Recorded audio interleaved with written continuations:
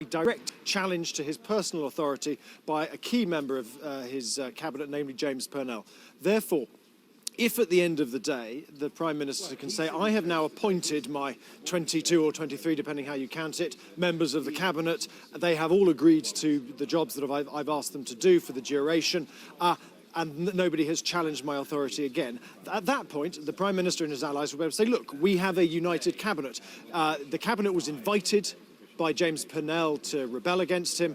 They have chosen not to. Therefore, if there's any talk of rebellion, the ball is put back firmly in the court of the Parliamentary Labour Party across the country, as well as the MPs, and they will have to make up their own minds. But in terms of the Cabinet reshuffle, on the evidence so far, the Cabinet is backing the Prime Minister. So that will be the aim, if they can get to the end of the... There'll be lots of talk about a new government, about a recasting of the structure of it. There'll be more focus on democratic constitutional reform. There's another talk about public service reform. All of that will come, but the key point is, can the Prime Minister survive and buy himself time? And on the evidence so far, he is doing so. OK, James Landale there in Downing Street. Thank you very much. Of course, it's the day of the English local council elections. Let's get the latest on all of that. David Dimbleby is waiting to take us through it. David. We're here in the BBC's election studio. We'll be covering the local elections, which we're analysing. We're waiting here, of course, for the crucial projected national share of the vote, which will tell us how, compared with the same time these seats were fought 4 years ago, the parties are doing. At the moment, it's looking as though Labour is running at down 12 percentage points, which takes them to round about 21 or 22%. I think almost the lowest they've had ever. And the Conservatives are gaining round about 3% or so on their result last time round. Anyway, we'll be looking at that. We'll be looking at the actual councils and what's happened. We've had various bits of news through. Let's just have a look at what we've had in so far. Key to this is over 2,000 councillors, and this is the current state of play. The Tories on 131, Liberal Democrats have 52, Labour 20, the others 10. Nothing, that tells you nothing until you look at this, which is the change. At the moment, the Conservatives are showing 18 up and Labour 23 down. So we had the result from Bristol. Now, Bristol was taken by the Liberal Democrats. Liberal Democrats appear not at the moment to be doing too well because the Tories have gained control both of Devon and Somerset councils. But they did take Bristol, and this is how they did it. Labour went down 8, and 4 of those seats went to the Tories, and 4 went to the Liberal Democrats. And then one of the new unitary authorities, Central Bedfordshire, this is a Tory area. We don't talk about gains and losses here. We talk about wins here, and the Conservatives on 54, Liberal Democrats on 11. Critically, no Labour councillors in the new unitary authority. Lincolnshire, the Conservatives up 14. The Liberal Democrats down 3 here, which is a bit of a disappointment for them. Labour down 15 in Lincolnshire. The Conservatives hold on to control of Lincolnshire. And Derbyshire. Derbyshire, one of 4 counties that the Labour Party still has control of. We joined Gillian Hargreaves there. What's the news from Derbyshire this afternoon? Well, Derbyshire should be a flagship council for Labour. They've held it for nearly 30 years. But if they lost 5 of the seats that they have, then they've lost overall control of the council. And we can confirm that the Conservatives have taken 6 seats from them. So if Labour make no more gains this afternoon, then it's game over for them. They're no longer in control of Derbyshire County Council. And that would be devastating for them because that's the place. They've had that place since 1978, or 28 years, haven't they, I think? 28 years. Yes. Yeah, absolutely, and they've run it very well. They've run a series of awards for the kinds of services they provide. They've won awards for their care for the elderly. New primary schools have gone up. They've kept the council tax relatively low. So if they lose seats and lose control here, that shows that voters, although they might be satisfied locally, are going to vote on national issues and show their discontent with what's going on with the Westminster government. And if Derbyshire goes, Nottinghamshire, Staffordshire and Lancashire, which are much smaller majorities for the Labour Party, are likely to go as well. So there'll be a complete wipeout for Labour in county councils. You'd agree with that? Yes, yeah, that would be absolutely the key thing, that Good. the swathe of seats in the West Midlands and East Midlands would be gone. Well, our editor of political research here at the BBC, the august David Cowling, is sitting next to me, and he's been studying these results, frowning at the figures as they come through, or perhaps not frowning. What do you make of it so far? Is it, I mean, we are very early on, and some of these results actually are taking longer to come in than we'd expected. I know John Curtis was saying originally we might get some results sort of early afternoon, but apparently the count is going quite slowly. I can't think why in places. But are you getting a general drift of how it's going to look for Labour? It's relatively early, still many results to come in, as you suggest, but it seems to me the headlines are that Labour is going through another bout of agony. It's seeing a whole raft of its counter-councillors wiped out, people who were elected have probably been sitting in those seats for the best part of some of those 20 years. They're being wiped away. So big drops in Labour votes, but that's in a sense relatively easy. The thing I think that the challenge is for the Liberal Democrats, they really have taken a bit of a pounding in places. We've heard of the two counties there. They won Bristol, but that was only because of the Labour vote collapsing. Their vote, I think, went down a little as well. And for the Conservatives, although I'm sure Mr. Osborne and his colleagues will be wanting to say, the best they can, and I'm sure we'll identify places where they're doing well. But nevertheless, the overall picture appears at this stage to be that they're not really quite near that point which is going to be necessary for them. The sorts of leads, the sort of attraction of getting people to come and join them that's going to be necessary for them to pull off the really big event of taking the next parliament. Has the whole election really been kiboshed by the row over expenses? I mean, I note so far, on the Labour side, John Prescott and Alistair Campbell have said there was no campaign. Where was the campaign? And the answer is, of course, everybody was defending their expense claims, both on the Tory side and the Labour side. And the anecdotal information that I've heard is that a lot of people on the doorstep have been getting quite a lot of fairly sizable abuse. We mustn't also forget that this being on the same day as the European elections, a number of parties have benefited in local elections from the overspill, if you like, on the tail shirts of the European, where I suspect is going to be much more of the protest vote evident. Well, we'll see what happens on that on Sunday when we have the, unlike Holland, who I see have announced, or the Netherlands, who have announced their results, we don't announce our results until, so proper. Jeremy. David, let's take a look at the change on 2005. 2005, a general election year, and I will show you what's happened to the party's votes in the wards they were contesting then, which have come up again in the last 24 hours. And as you've been saying, Labour is having 7 bells knocked out of it here, down 12% on the vote in 2005. They might be able to claim there was a bit of a buffer there because it was a general election year and they had more of their voters turn out. But it's still looking very bad for them. Conservatives up 3 and the Lib Dems down 2. Now, if I show you the map, that Conservative Liberal Democrat difference where Conservatives are making inroads a little bit on the Liberal Democrats is really making a difference down here in the southwest. This is Somerset, Lib Dem very tight. Devon, Conservatives needed 9 seats to take Devon. We'll watch in a moment and see what's happened down there. But you heard Gilliam Hargreaves talking about Derbyshire. 6 losses needed to take Derbyshire Council out of Labour control. They've had it since 1981. Looks pretty likely now that Derbyshire will go.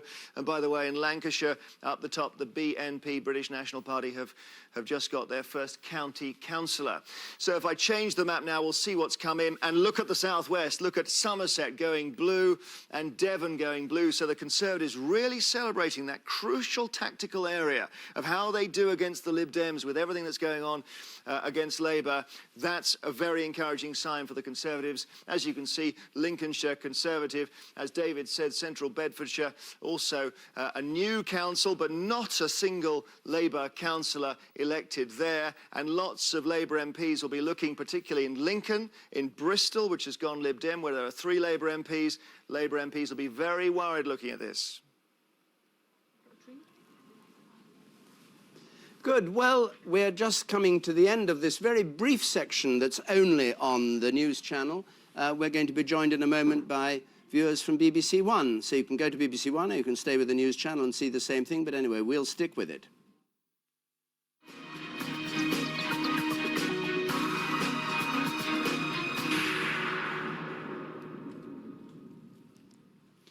So, good afternoon. Welcome, if you haven't been with us before, to the BBC election studio, where we're looking at the local election results in particular. On Sunday, we'll be looking at the Euro elections, but we're looking at the local elections. We're looking at over 2,000 councillors. We're looking at 34 out of 351 councils in England, and only England and under half of England had the right to vote yesterday. Nothing in Scotland or Wales or Northern Ireland. 3 mayors, on the other hand, 27 of them county councils, 7 of them these big unitary councils. So we'll be looking at these results. What we're heading for is, of course, not just what happens in those particular places, but what the lesson is for the main political parties. And in particular, needless to say, because of the febrile atmosphere at number 10, what it means for Gordon Brown's government and the future of that government and the feeling among backbenchers. It's been said that, you know, if it had gone very, very badly, there'd have been a reshuffle on Monday. As it was, it went so badly, they had to have a reshuffle this morning. So we'll be looking at all of that. But the first thing is the actual results that are coming in. So let's have a look at those as they stand at the moment, if we may. The total number of councils so far, Conservatives controlling 5, Liberal Democrats on 1. Doesn't tell you very much, does it, at this stage? And the change is there. But watch that as the afternoon goes on. Conservatives up 2, Liberal Democrats down 1, and 1 no longer a hung council. Now, the councillors. I said there were over 2,000 of them being elected. The Tories had double the number of councillors, so you'd expect them to be higher anyway than Labour at the end of the afternoon. They're on 131. Again, it means nothing at the moment. 52 for the Liberal Democrats, 20 for Labour, 10 for the others. This is the change so far. And the Tories will do well if they get up 250 or so. At the moment, they're running at 18 and Labour down 23. So we'll be watching that. Now, keeping an eye on what goes on at number 10 is James Landale. And James, we've heard all these changes going on. Let's first of all see if there's any new news, because it seems to come out every 5 minutes from number 10 this afternoon. Yeah, we're going in fits and starts. Nothing new at the moment. All the speculation now at the moment are the 2 big offices of state that have not yet been filled. One is health, one is defence. Speculation that Sean Woodward might get defence, but none of that confirmed. Also speculation about health could be, some people are talking about Caroline Flint, the former Europe minister. Also other people talking about perhaps Liam Byrne, who's currently the Cabinet Office minister who has the right to attend Cabinet, but he's long been tipped as somebody who could come up. So that's just the latest round of speculation. We've just had Peter Mandelson coming out, effectively putting the case for the government here, saying that this is a reshuffle from which the Prime Minister can draw a silver lining, which was very revealing language, because it shows how this is a reshuffle that is, if you like, reactive rather than proactive. It is reactive, responding to what happened from James Purnell's resignation. It is about trying to make the best of the pretty dire situation they're in at the moment. James, thank you very much indeed.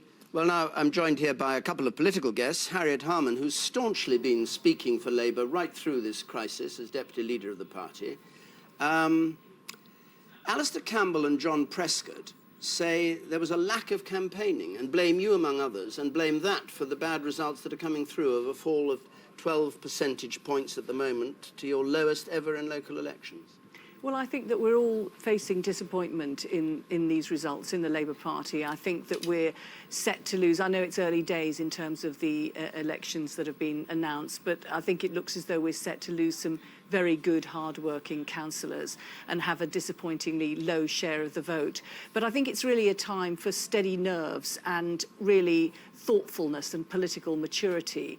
I think that we will have to do some listening and more consideration as to what's caused these bad results. But I think it's already clear that these were elections which are in what are more Tory strongholds than Labour strongholds. I mean, if you look, they're defending about 1,000 councillors and we're defending about 400. But I think actually above all, the elections have been overshadowed by people having genuine apprehension and fear about the recession, and obviously governments always take responsibility for the economic situation, Isn't it a dislike and also about of the expenses? You politicians and the Prime Minister and the whole ragbag of what's been going on? I think above all, it has been overshadowed by really dismay and disappointment about expenses. And although the reality is that there has been abuse of the MPs' expenses across all parties, the government has taken, I think, a particular hit on that. But I think it's not a time for us to be blaming each other or turning in on each other. I think we have to be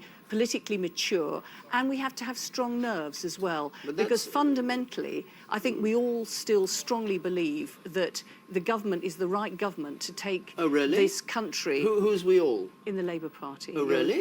Yes. I think that we But strongly... James Purnell doesn't think it. Well, we strongly believe in the economic policy which has been set forth, and I don't think James Purnell or anybody else has said that we should be taking a different direction on the economy. And that is absolutely crucial for people's prospects in the future, and also for the country's prospects for the future. So I think that that's what we've got to do. We've got to be analytical, but we've got to have steady nerves, and we've got to take the country through this difficult economic time. Yes, it's a brave message, Harriet Harman, that, but it doesn't actually accord to reality. You've got Barry Shimon wanting to get all the backbenchers signing letters and voting against the Prime Minister. You've got John Prescott, former deputy leader, saying that there was no campaign. You're bound to have, by the end of today, very disillusioned Labour party chairman in the areas. You're going to lose probably 4 county councils, your last 4 county councils.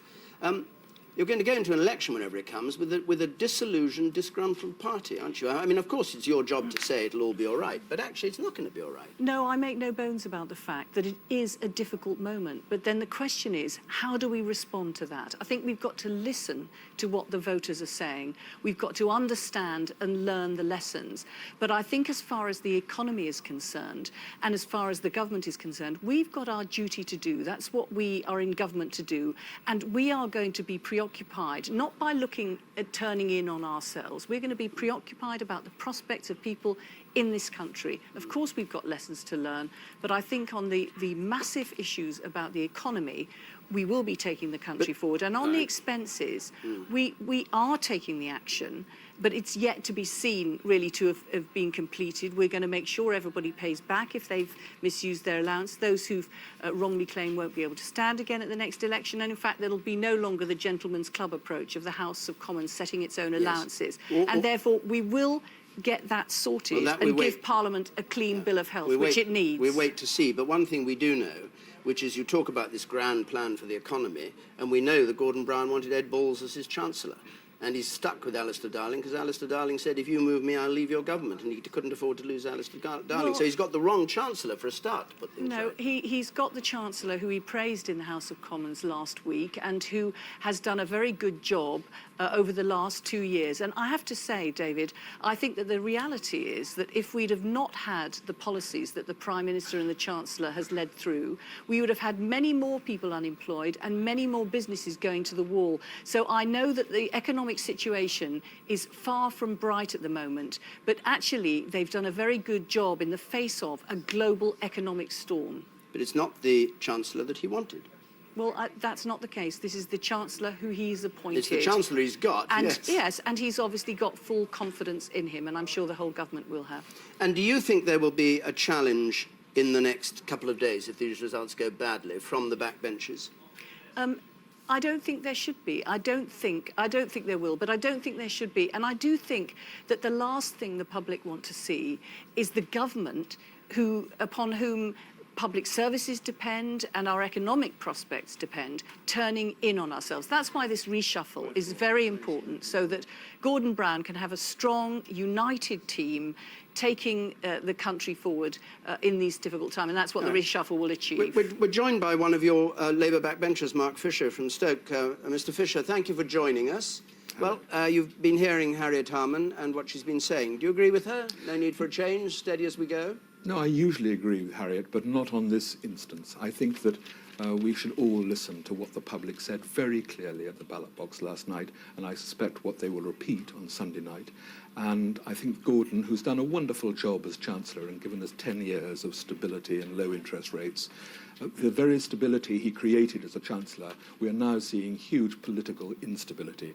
And I think the best thing that could be done is he should be big enough to stand down and allow a caretaker Prime Minister to prepare the way for a steady and rational transition to a general election in a few months' time, when we've got a new Speaker, we've put the MP's expenses crisis to bed, and we can make a decision on the next 5 years in a period of calm outcome, not a hysterical referendum on MPs' expenses. What is a caretaker prime minister? That's not going to be very appealing to the country as a whole, is it? What's a caretaker prime minister? I think that a prime minister makes it clear that he's not going to struggle on for a year, but he's going to try and create some stability in the system, and so we don't have a general election as a referendum on MPs' expenses, which would be the worst thing, not only for the country, but for any prime minister who was elected at that general election. I mean, it's very childish of Mr. Cameron to say, I want it now, because he may want it now, but he would be elected not on a rational assessment of his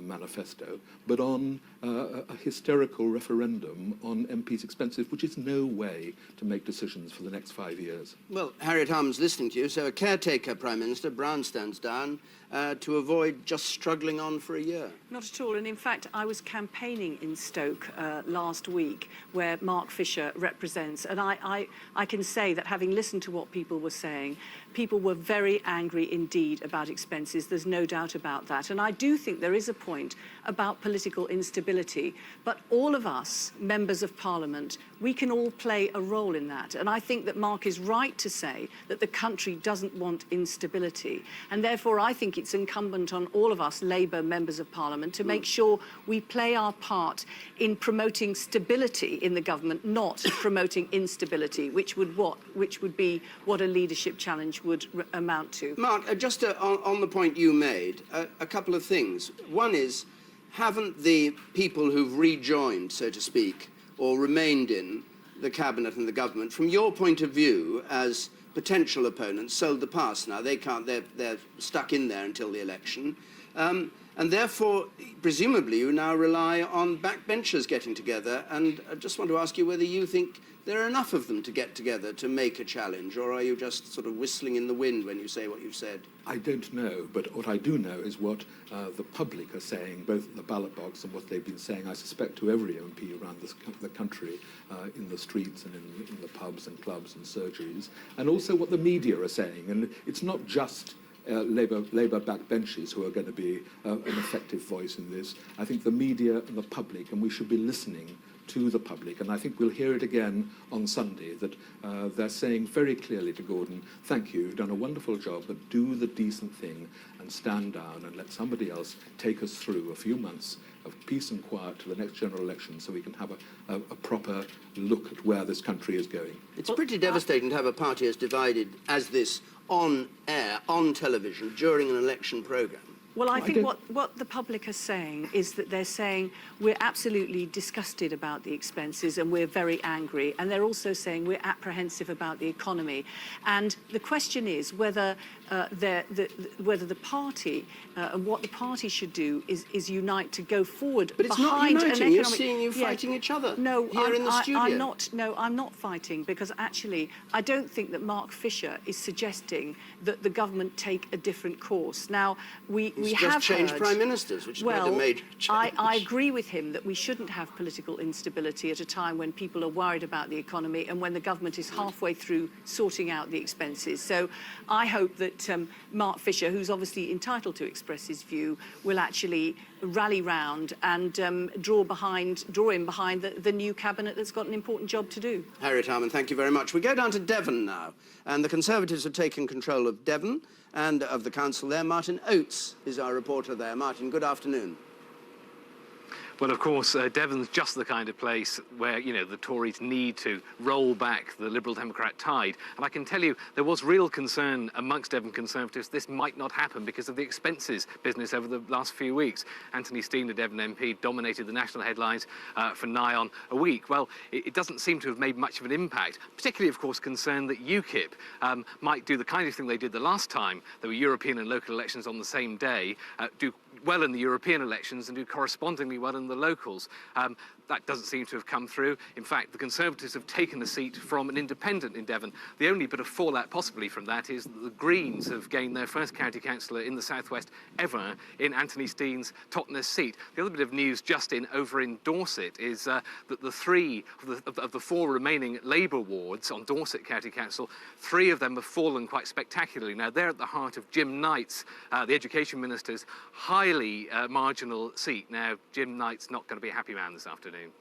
Thank you very much indeed, Martin. And let's now go to Taunton, in Somerset and join Clinton Rogers. And after that, I'll be talking to George Osborne, who's been sitting patiently here, though he's looking quite pleased with himself. Yeah, I have to this say afternoon. that it's somehow fitting that our count has been in a sports centre here, because both the front runners in this race, the Conservatives and the Liberal Democrats, both thought they could win this. It was always going to be tight.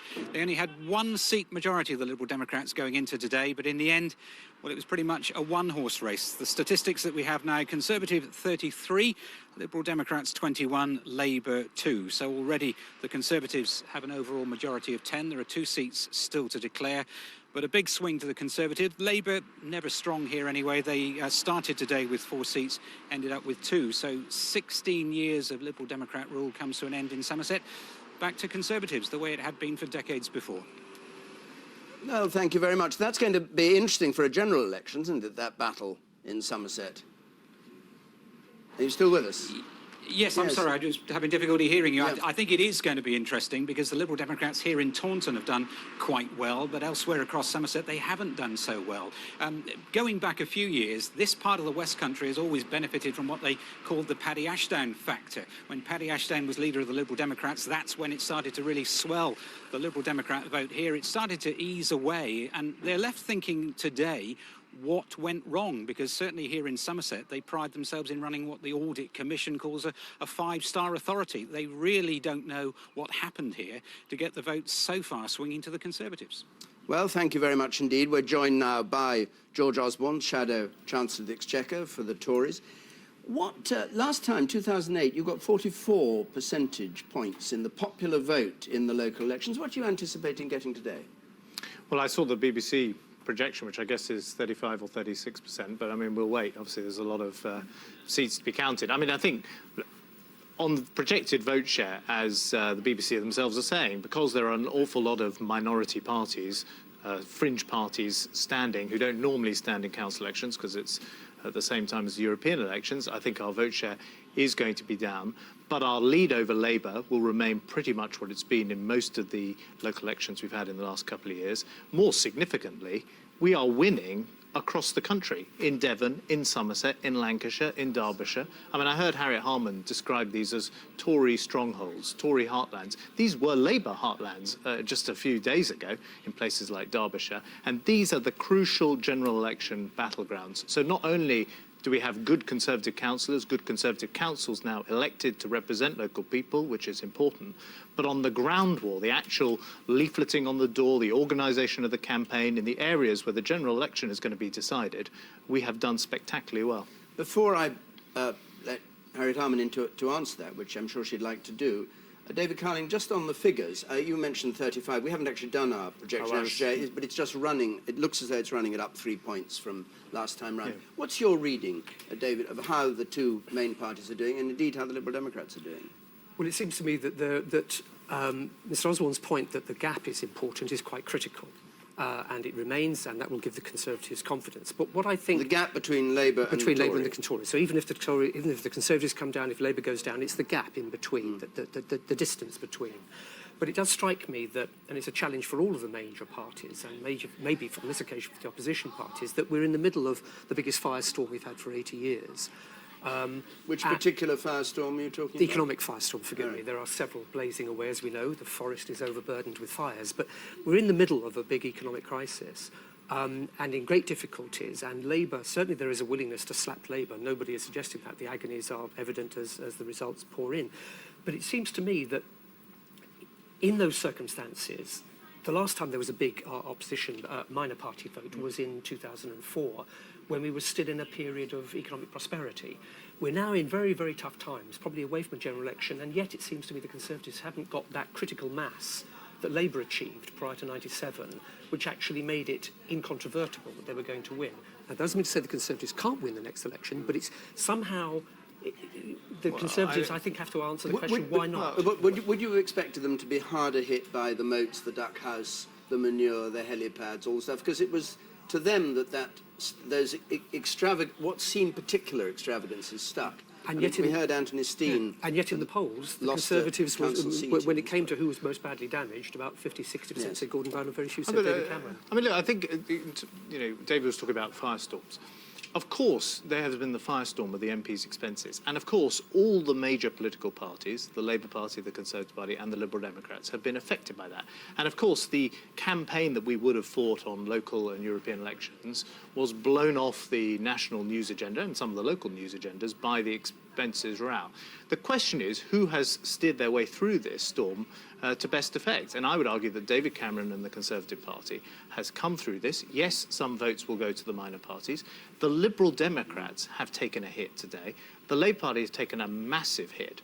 But look at the battlegrounds where the general election is going to be decided. For us, it is going to be against the Liberal Democrats in the West Country, and we have, against all predictions, taken Devon County Council, which no one had on anyone's radar, as well as Somerset. And against Labour? And against Labour, we hope to at least knock them out of control in Derbyshire, in Lancashire. We look like we've taken control of Staffordshire. In other words, these are the crucial areas where when we come into this studio to discuss the general election, we will be looking at seats in these places. And the ground war, the Conservative election machine, has delivered against the backdrop of the MPs' expenses storm a pretty spectacular result. And what do you make of that analysis? Well, firstly, I'd say that that I wasn't saying that these are Tory heartlands. I was saying that the Tories are defending well over 1,000 Conservative councillors, and we were only defending something like 450 Labour councillors. So that's the first point about these elections. But the second point is that what happens is if people are angry about something like the expenses, they hold the government responsible. I remember after Derek Conway was found to have paid his son for work he wasn't doing, and all of that sort of thing happened, and he was a Conservative MP, and somebody on a high street when I was campaigning said, why doesn't Gordon Brown sack that Derek Conway?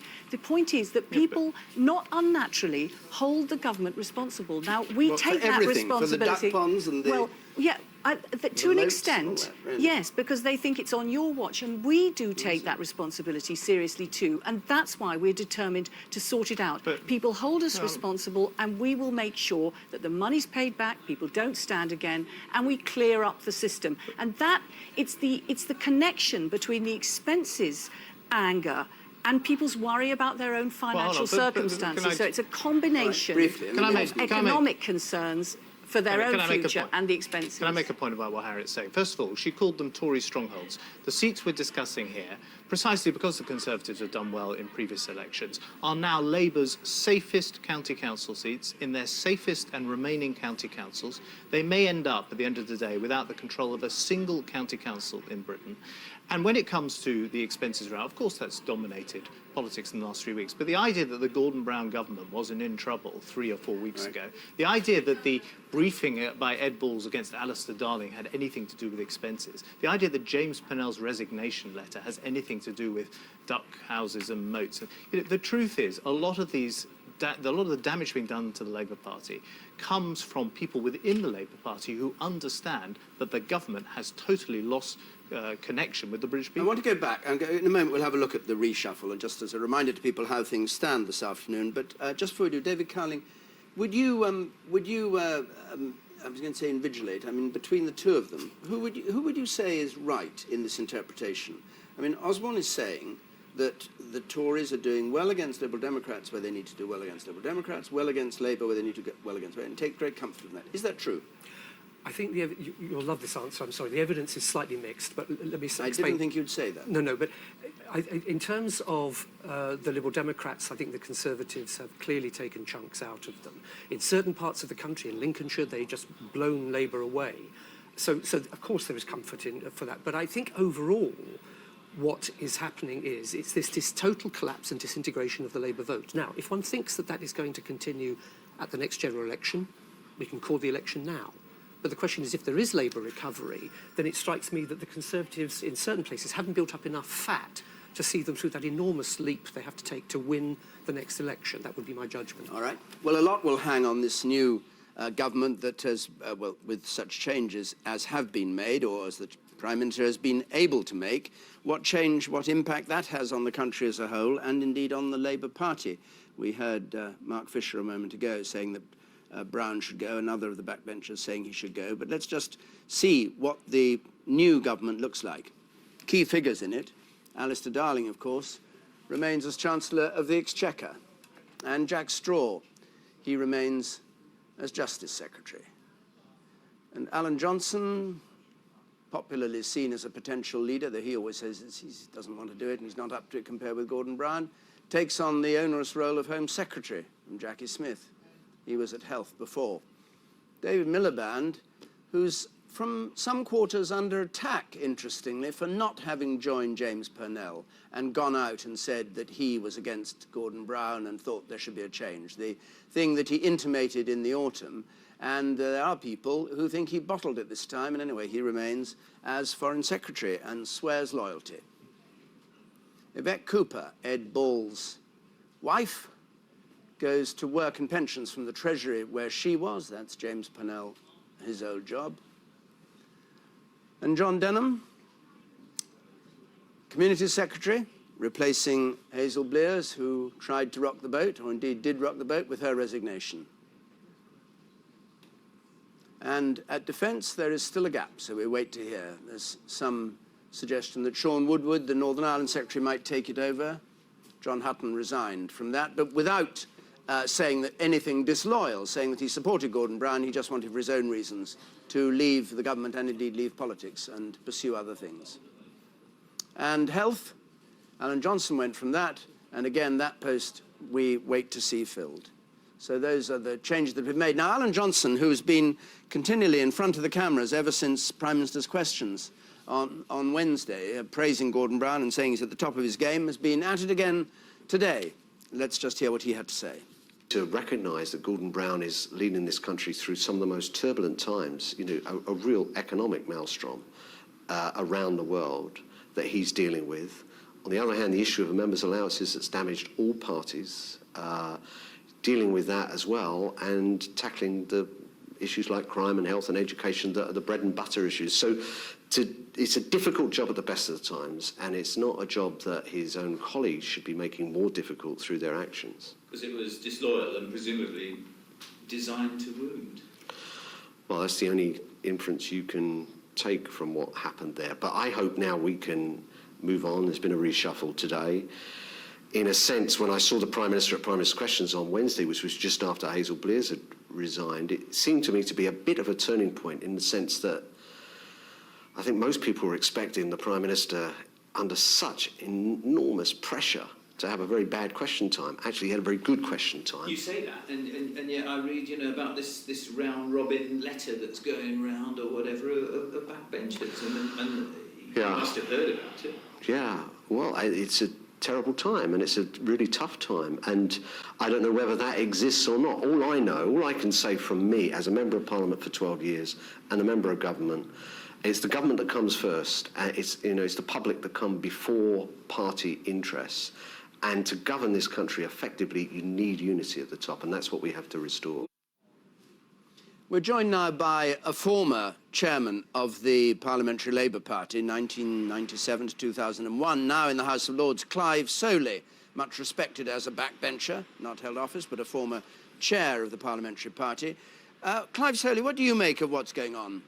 And what would you like to see happen?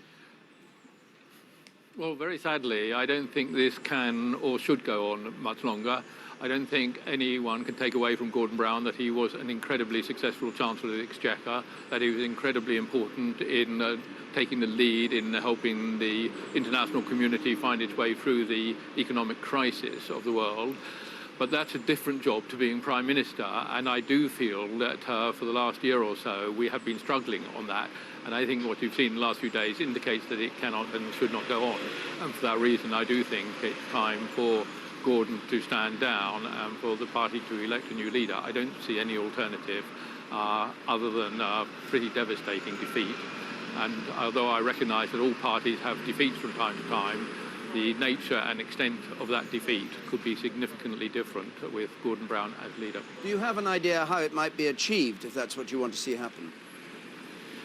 Well, it's a matter of for primarily, obviously, the backbench MPs and ministers, both current and recently ex-ministers, to decide whether or not they're going to say this must happen. If there's enough of them to do that, it will happen. If there's not, then it won't, and Gordon will continue. And although I think all of us would like him to succeed, I think a lot of us would feel that it's not going to be possible, which is why I suspect that this won't go on very much longer. And I think that's sad, but I think it's inevitable now. Harriet Harman, so despite the reshuffle, we keep hearing voices from the backbenches or from former prominent members of the Labour Party saying Brown has still got to go. But I think that that is by no means at all what the party, the Labour Party, wants. So Clive Soley was not speaking. I mean, he was speaking for himself. He's obviously entitled to have his view, but he was not. That's not what the Labour Party wants. How do you know? And I don't believe it's what the country needs either. Well, we know you know. Well, we know you think that, but how do you know about the feeling in the Labour Party? Well, I'm the elected deputy leader of the Labour Party. I'm the chair of the party. I have been round all around the country, knocking on doors with Labour Party members, speaking to Labour councillors, fighting in very, very difficult circumstances, and they feel immense frustration, but they are not thinking that the way forward is for us to change our leader. They obviously want us to do better, and being united is part of doing better, united with a new team in the cabinet. And as far as the country is deputy concerned, leader, no, as far as the Labour Party, because the country has had its say yesterday and it'll have its say at the election. But as deputy leader, you say you know what's going on. Did you know James Purnell was going?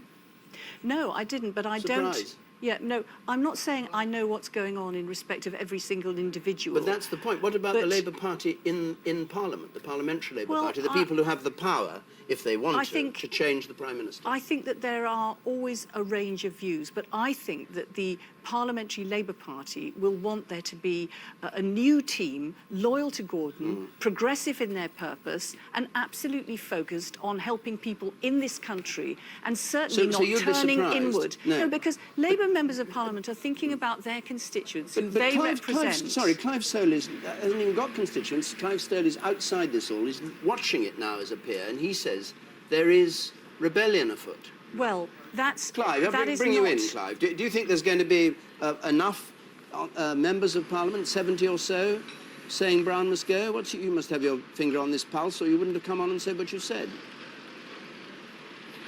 Well, obviously, I'm not in touch with the members of the backbenches and Parliament in the way that I used to be. But I'm simply saying this as someone who both knows the Labour Party and has a lot of links within the Labour Party, and I respect what Harriet's saying, and I think she's been fighting an incredibly good fight. I just say that if you take the longer view of what's been happening, and also of the role that Gordon has played as Prime Minister, as opposed from his role on the international financial stage and as previous Chancellor of the Exchequer, it is different. And I do have to say that the job of Prime Minister is different, and we do need it to be done in a different way. And I think without that, then I think the defeats we will face will be greater than they would be otherwise. It is a matter of judgment, and Harriet will have her view, I will have mine, but I have to say it is incredibly important, this, and I do think what's been happening is an indication that it won't go on as it is. Something will have to change, unless we are just to stagger from crisis to crisis, and I really do not want that to happen. Clive Soley, thank you. Thank you very much. Last word, Harriet Harman. Will you eat your hat if there are 70 signatures by Monday? Well, I'm saying I don't think there should be, and I don't think there will be. And we are not commentators as Labour members of Parliament. We're not commentators, we're not observers. We make a difference, and I think it's the responsibility of all Labour members of Parliament to think about what's in the interest of their constituents and in the interest of the government, and that is unity, stability. Yes, we've got to learn the learn the lessons of very, very difficult elections, but we've got to be clear-headed and mature, learn the lessons, but go forward positively. Harriet Harman, thank you very much. We join John Sopel now, who's outside the Houses of Parliament. John, good afternoon to you. David, very good afternoon to you, and I'm joined by Kevin Maguire from The Mirror, and McAvoy from The Standard, and Mark Littlewood, former Head of Communications for the Liberal Democrats. Kevin Maguire, let me come to you first. Is Gordon Brown safe now? A lot safer than he was last night, and he lives to fight another day, perhaps another year. I mean, I've shouted at enough people who've said with absolute certainty he was finished and would be gone this week. So I put in some caveats.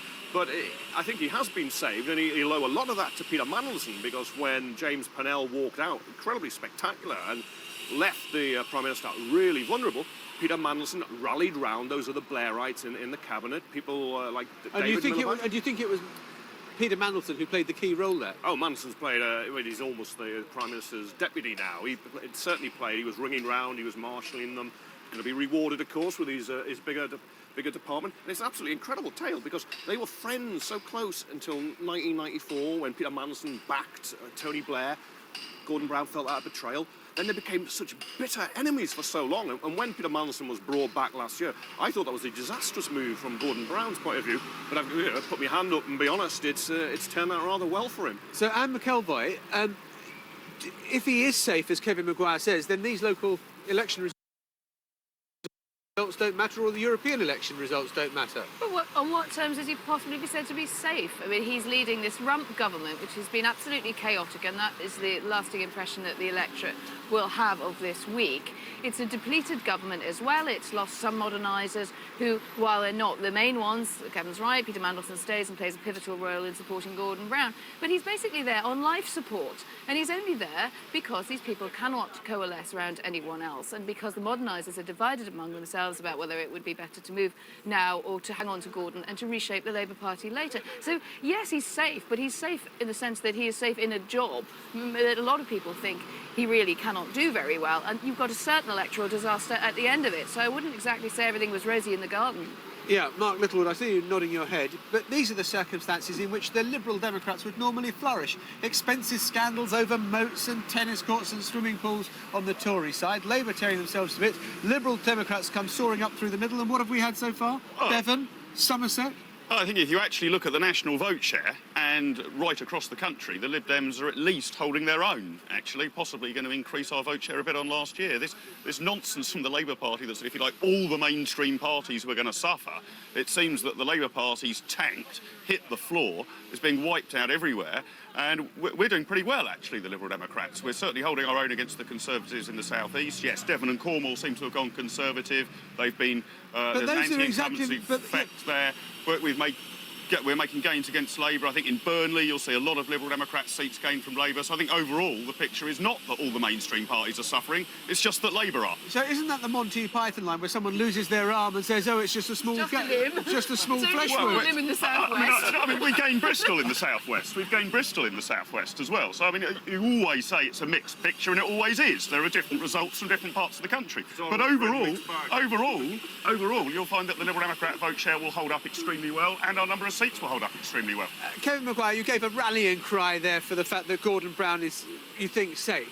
But he hasn't been able to make Ed Balls the Chancellor, which he wanted to do, or do anything else. Johnny's safe that he hasn't lost the Premiership. That's where he started. It's a very low base. Things are absolutely terrible for him. Labour doing badly in the polls. He's lost 2 cabinet ministers who resigned trying to topple him. A lot of Labour backbenchers are still criticising him. He's got to break out somehow, and he's got to have a plan. Whether it's starting with constitutional reform, ditching unpopular policies like the Royal Mail, whatever Peter Mandelson thinks about that. He's got to hope the economy turns round. He's got to hope the expenses row disappears. I mean, he's in a very deep hole, but he's no longer going down. He's actually coming up. And you've got to remember, it's where he started. People were predicting last night he would be gone. I just think there's this endless capacity for self-delusion in the Labour Party about Gordon Brown. That just because he's still there doesn't mean it's a good thing that he's still there. And I think that is the message that's gone across the electorate. You're not one of those who predicted he'd be gone, were you? No, I didn't predict he'd be gone. But I know the Labour Party too well. You can carry on arguing. We will carry on arguing. In the meantime,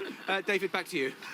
Well, we shan't be privileged to hear it for the moment. Lancashire, Tory target, Labour majority of 2 on that council, and Arif Ansari is in Preston, the centre of that county council where the count's going on. Arif, what's the news? Hello, David. The news is, just as you join us, the Conservatives have made 10 gains here on Lancashire County Council. Now, that means if they hold all their other seats, they will have taken control of this council for the first time since 1981. So a really big step forward for the Tories here in Lancashire. Also, very bad news for Labour. Looking at their situation, they've so far lost 17 seats. That must be worse than they were expecting. That includes their group leader, who was indeed the leader of the council, Hazel Harding. That was always expected. She had a very slim majority. But if you look at some of these other results, for example, Preston East, which is absolutely a guaranteed Labour seat, it's gone from a majority of just over 1,500 to still a Labour hold, but just 300, a massive decrease. And Skelmersdale East, again, what under normal circumstances would be a guaranteed Labour seat, has gone from 1,300 to a Conservative majority of 165. So there are some major reverses for Labour going on down here in Lancashire. Liberal Democrats and BNP. Can you bring us up to date on those two? Well, the British National Party has won its first county council seat here on Lancashire, the first county council seat for them anywhere in the country. That's taken place in Padiham and Burnley West. And there is an interesting story in Burnley because Labour had 6 seats there, all 6 seats. They have lost all of them. 5 of them have gone to the Liberal Democrats, 1 to the British National Party. For the Liberal Democrats, it's a pretty mixed picture today. It is true that they made 5 gains in Burnley, which they're going to be delighted about, but elsewhere, they're really finding that they're losing some seats, and other ones where they had really strong majorities into the high hundreds, if not 1,000, they've only just managed to scrape back. Plus, they've lost their group leader as well, David Whip. So I don't think there's a great deal for the Liberal Democrats to take from these results in terms of comfort, but the main headline here is Labour doing extremely badly and the Conservatives doing well. Arif, thank you very much. In a moment, we'll go outside at Preston, but we've just had news that the Defence Secretary post has been filled by Bob Ainsworth, who was the Armed Forces Minister previously. And now we join Rajini Vaidyanathan outside. And this time, Rajini, you've got football supporters this time, I gather, with you. That's right, we're spending the day here at Preston Market, not far from the actual count itself, gauging the views of people here. And if that result is anything to go by, then these 2 Preston North End supporters, Dave and Steve, certainly bear that out. Now, you're both lifelong Labour supporters. That's correct. Until now. So, Dave, you voted independent this time. I did indeed, yes. Why was that? Well, for me, the Labour Party doesn't exist anymore in the way I always thought it did. I always thought it represented the working man. I don't see this party representing the working man at all. And at what point do you think that your party, you're a trade unionist as well, right. At what point did that party stop feeling like your party? It's been a gradual process, hasn't it? I mean, I worked for a local company that used to thrive. There was over 2,000 people working there. I was made redundant from there. Several others were made redundant. I think the last 200 people there now are on redundancy notice. The problems are all around. There's the expenses scandal. There's the influx of people from Eastern Europe, the cheap labour. It doesn't seem to me that the working man are being looked after at all. I feel we're being ignored. We'll come back to you in a second, Dave. Steve, you've always voted Labour. This time you voted Conservative. Yeah, it brought my heart to vote Conservative as well. I've always been Labour. You know, Preston's the home of working classes. You know, with football clubs, we relate to that. It's a working class football club. You know, so for me to go to Conservative, it's been a big change for me. But it's like Dave said, we have no confidence in the Labour government anymore, and it's the first time I'm 54 that I've ever voted Labour, gone from Labour to Conservative. And you know, it's a sad day for me, really. What would you say to the politicians, the Labour High Command who might be watching this right now? Well, you need to work harder for us. You know, we have to see you working harder for us as well. You haven't. My Conservative candidate's been to my door twice. He's said he's up to date with the local issues regarding my area where I live, Penwitham. Not seen a Labour candidate at all since, you know, so it's obviously right from the basic grassroots level. They're not working hard for us Labour anymore. And Dave, what do you think about the leadership? To be honest, I can't bear to look at Gordon Brown. I mean, the bloke, I don't know, there's just something about him, you know. It just seems deceitful somehow. You know, the way that we've had things undemocratically imposed on us, you know. I just see him as a deceitful man, you know what I mean? That's your view. What's your message to the politicians in the High Command? I asked Steve the same, just quickly. Steve, you know, do more for us. You've got to do more for us. You know, the working man is looking for someone to turn to, and we don't see it in the Labour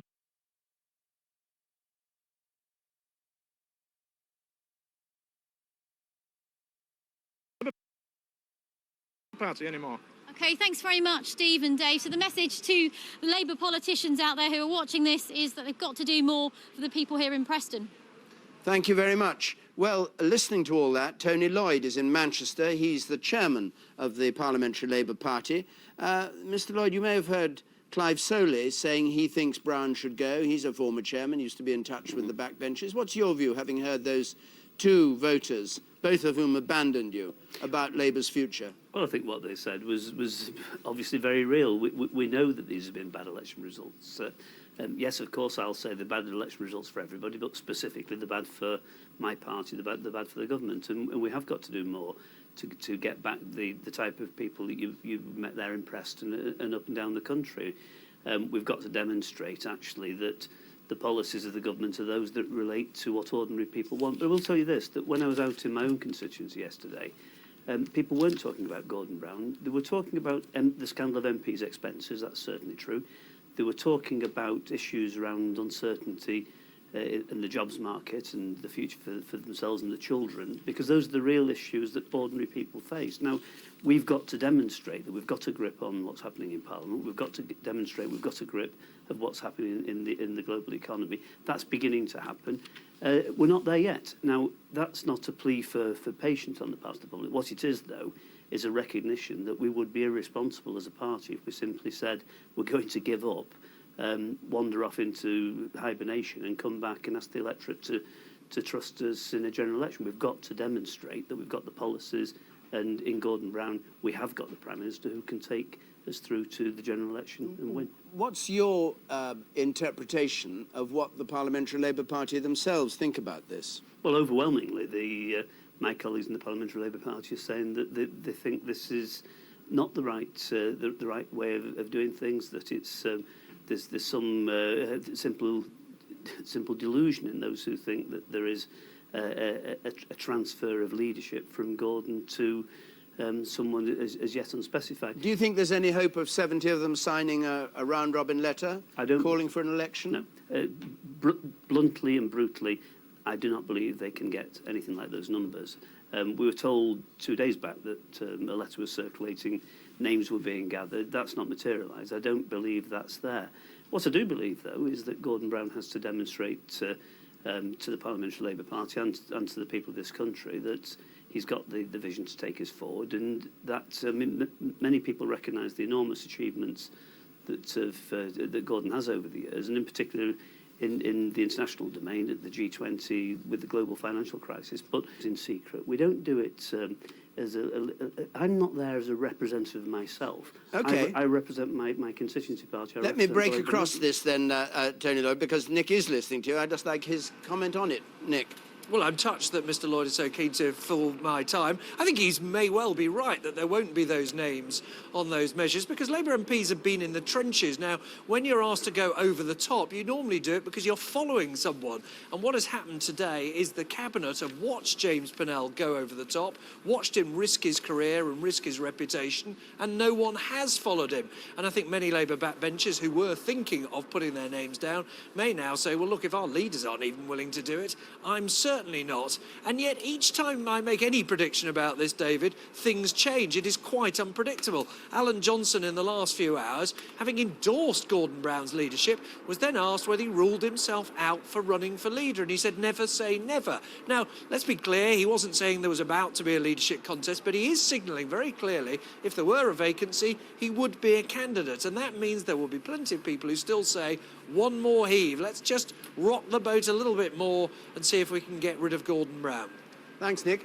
This is meant to be a results programme, and it's now 2:30. We've had precious little in so far, and I know many of you will be wanting to see what actually happens. We've only had 8 councils in. We've got 26 still to go, but this is what we've had so far, and then I'll be talking to the Liberal Democrats and the Tories about what's been going on.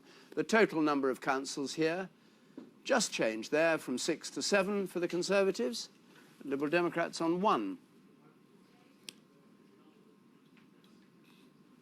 Change up 2 and down 1 for the Liberal Democrats and down 1 for Hung. Councillors still as it was half an hour ago, 131 for the Conservatives, 52 Liberal Democrats, 20 for Labour. And the change since these were last fought, 18 up and 23 down for Labour, and just 1 up for the Liberal Democrats. Well, now Chris Huhne is the Liberal Democrat Home Affairs spokesman, and Eric Pickles is the Conservative Party chairman. Could we start with the Liberal Democrats' position, which has been commented on as not being quite as buoyant as you might have liked? Well, I think what we've got is two things going on. First of all, we've made a very big gain, typically in line with the sort of gains that we've made in past years in Bristol. So Bristol is added to all the other big cities like Liverpool, Newcastle, Sheffield, Hull, Cardiff, Swansea, Portsmouth that we control. I'm going to stop you immediately on that because I think you need to answer another question on Bristol. Your share of the vote dropped in Bristol.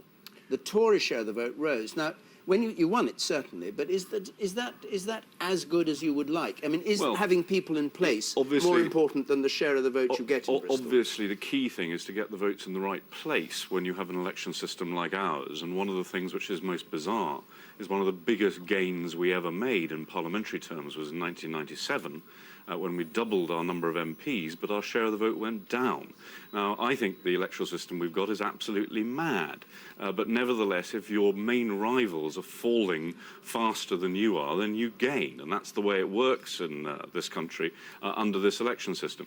But let me complete the point, because we've also had not such good results in Devon and Somerset, where there's clearly been a long-standing period of Liberal Democrat control, and we seem to have had some of the anti-incumbency effects, which we've seen elsewhere working there. But overall, against the Conservatives... Anti-incumbency, you're not exactly incumbents, because you're not in government, and well, you're not the leading party we've been in opposition. incumbents in Devon and Somerset for a long time. If you look at those areas where we're fighting the Conservatives more evenly, we've been doing really rather well in the South East, for example, my own area of Eastleigh, but if you look next door in Romsey, if you look in Eastbourne, these are all areas. And in fact, we've even taken a couple of seats in Eric Pickle's own constituency overnight. So to snatch a couple of gains from under the nose of the chairman of the Conservative Party is singeing the King of Spain's beard, I would say. Let's pause and go up to Stafford and join Patrick Burns, because we think we have a Staffordshire result about to come through. 364. We do indeed, David. This is the moment where Staffordshire County Council becomes a Conservative overall majority again, formally declared now for the first time in, would you believe, 32 years. They've now hit that magic number of 32, which gives them an overall majority.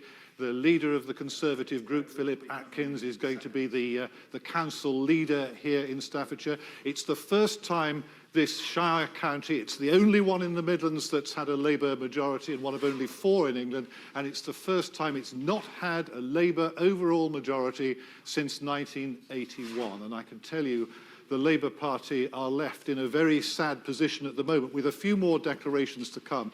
At the moment, they have just 2 members of this county council, and the Conservatives, as I say, very confident of gaining more yet to that tally of 32. There are great swathes of this county, including towns with Labour traditions, Labour MPs like Cannock, Tamworth, Newcastle under Lyme, here in Stafford itself, a very marginal seat, but currently with Labour, where the Conservatives have either a clean sweep of seats or precious close to it. So there's jubilation for the Tory group here in Staffordshire and despair for the Conservatives. What's your? Have you talked, Patrick, to the workers in the Labour Party and Labour Party chairman and the like? Yes. What's their mood about all this? I mean, we heard Harriet Harman saying we've all got to pull together. It's important that Labour concentrates on the economy and the great issues, and you know, we can recover. Is that their view?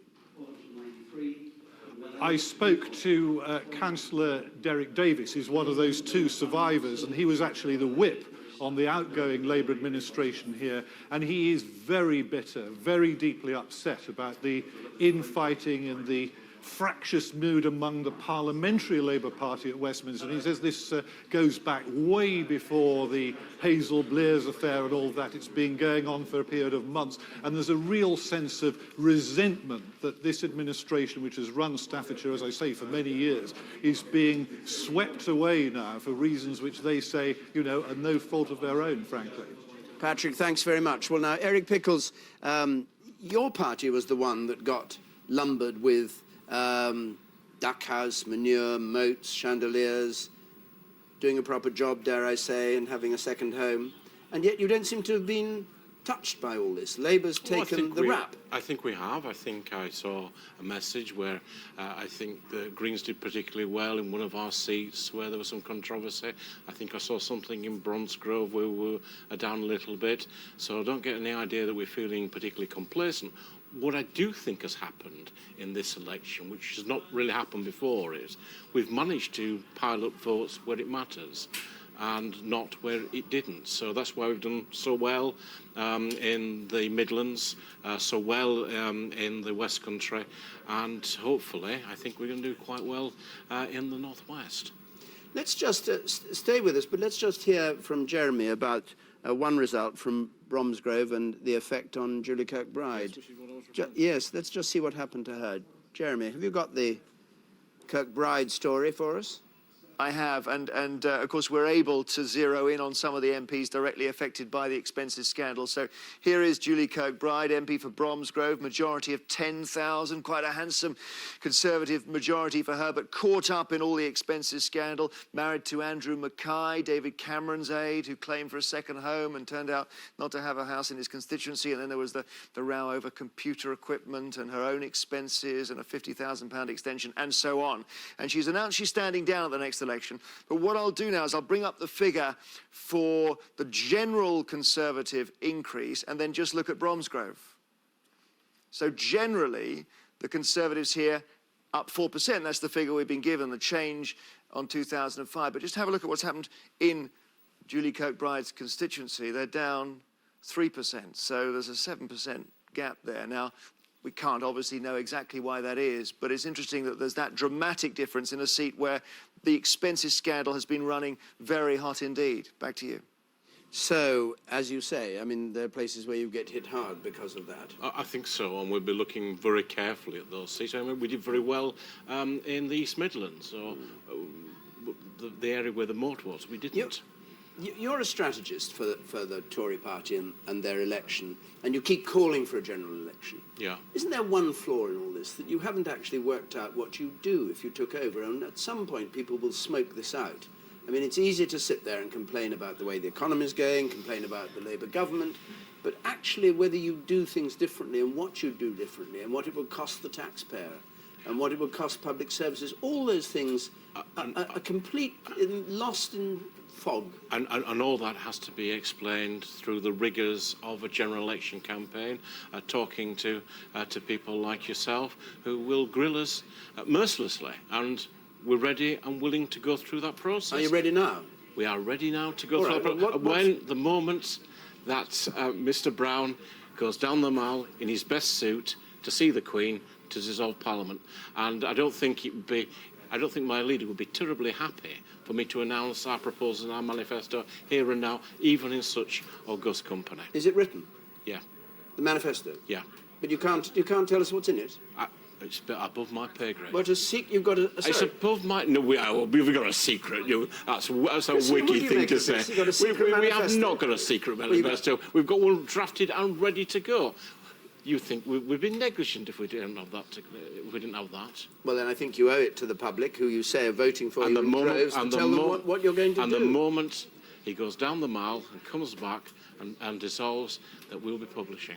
I think there's a real issue. I think any party looking at the possibility of general elections, and after all, over the last year, we've had to be ready for a general election at week's notice. We thought there was going to be one last summer, maybe one in the autumn.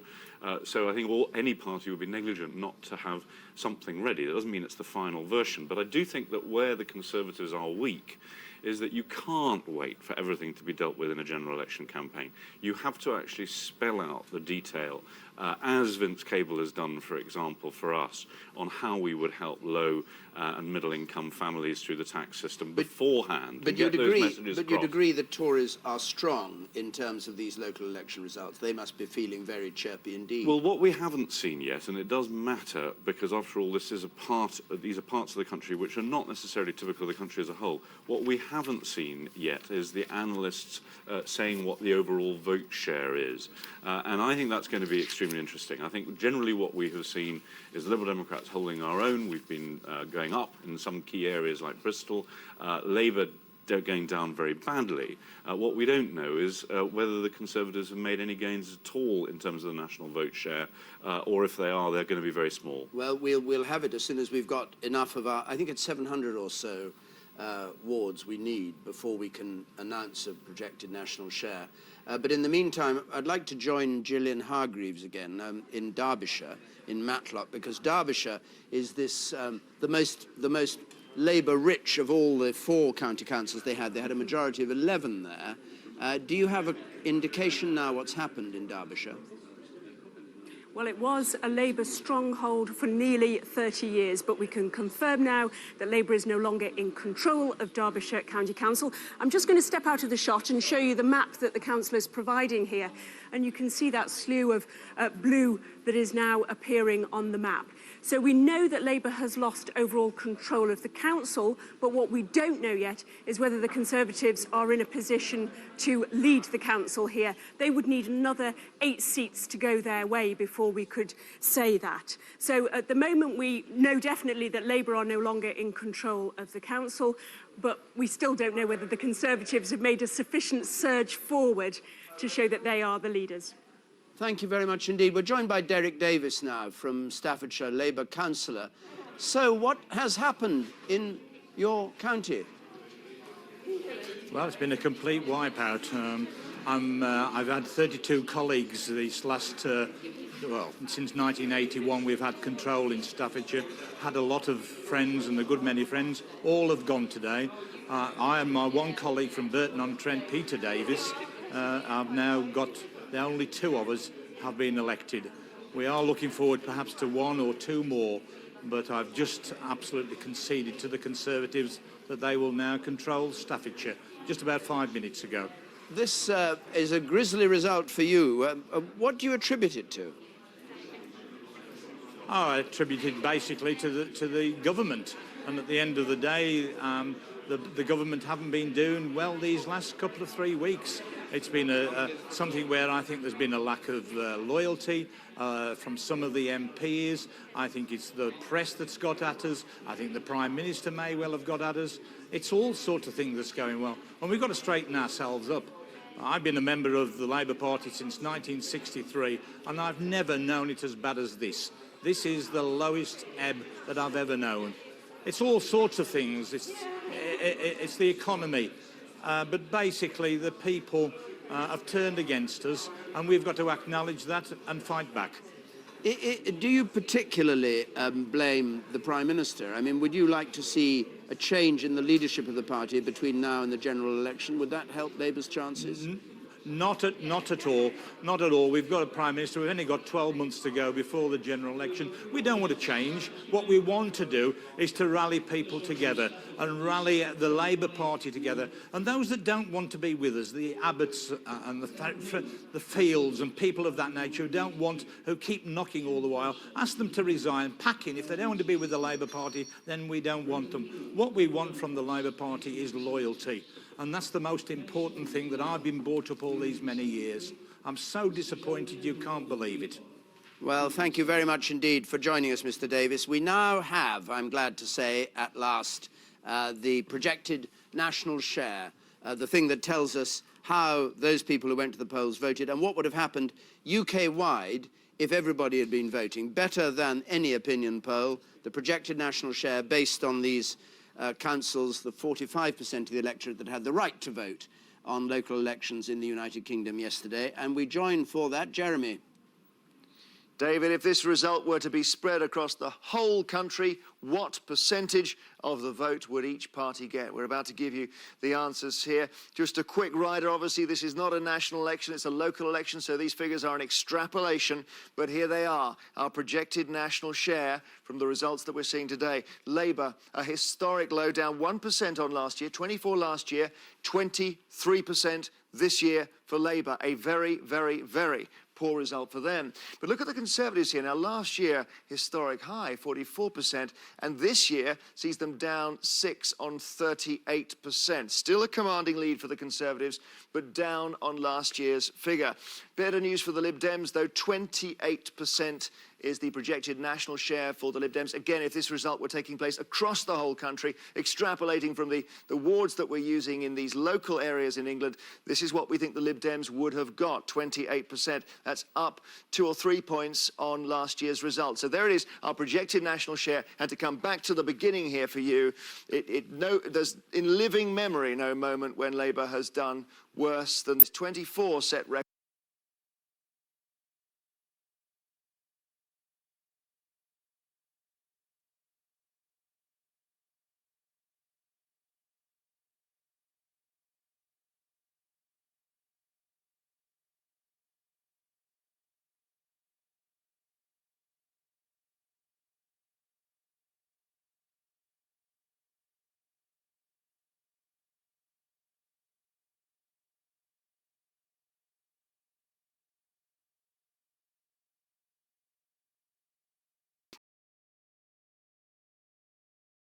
But look at the Conservatives here. Now, last year, historic high, 44%, and this year sees them down 6 on 38%. Still a commanding lead for the Conservatives, but down on last year's figure. Better news for the Lib Dems, though, 28% is the projected national share for the Lib Dems. Again, if this result were taking place across the whole country, extrapolating from the wards that we're using in these local areas in England, this is what we think the Lib Dems would have got, 28%. That's up 2 or 3 points on last year's result. So there it is, our projected national share. And to come back to the beginning here for you, there's in living memory no moment when Labour has done worse than 24 set records for a bad result. 23 is even worse. So, David Cowling, just have a look at these figures. Very bad for Labour. The Liberal Democrats up a bit, which was not what we were expecting on the first results that came in. And the Tories not hitting the 40, which they had hoped to hit. But what's your reaction to it? Well, I mean, clearly it's confirmed the very difficult position for Labour. That comes as no great surprise. I guess it must be something of a disappointment for the Conservatives, because if we're talking about being 1 year away from a potential general election, they had, I'm sure, would have liked it to have been 40% to continue a momentum. It seems they've fallen back somewhat. The Lib Dems, I'm sure, will be very happy about that. But what's uncanny about this is its similarity to the 2004 election, a year before the general. And there the Conservatives are on 38, they're on 38 now. The Liberal Democrats were on 29, they're on 28 now. Labour was on 26, they're on 23 now.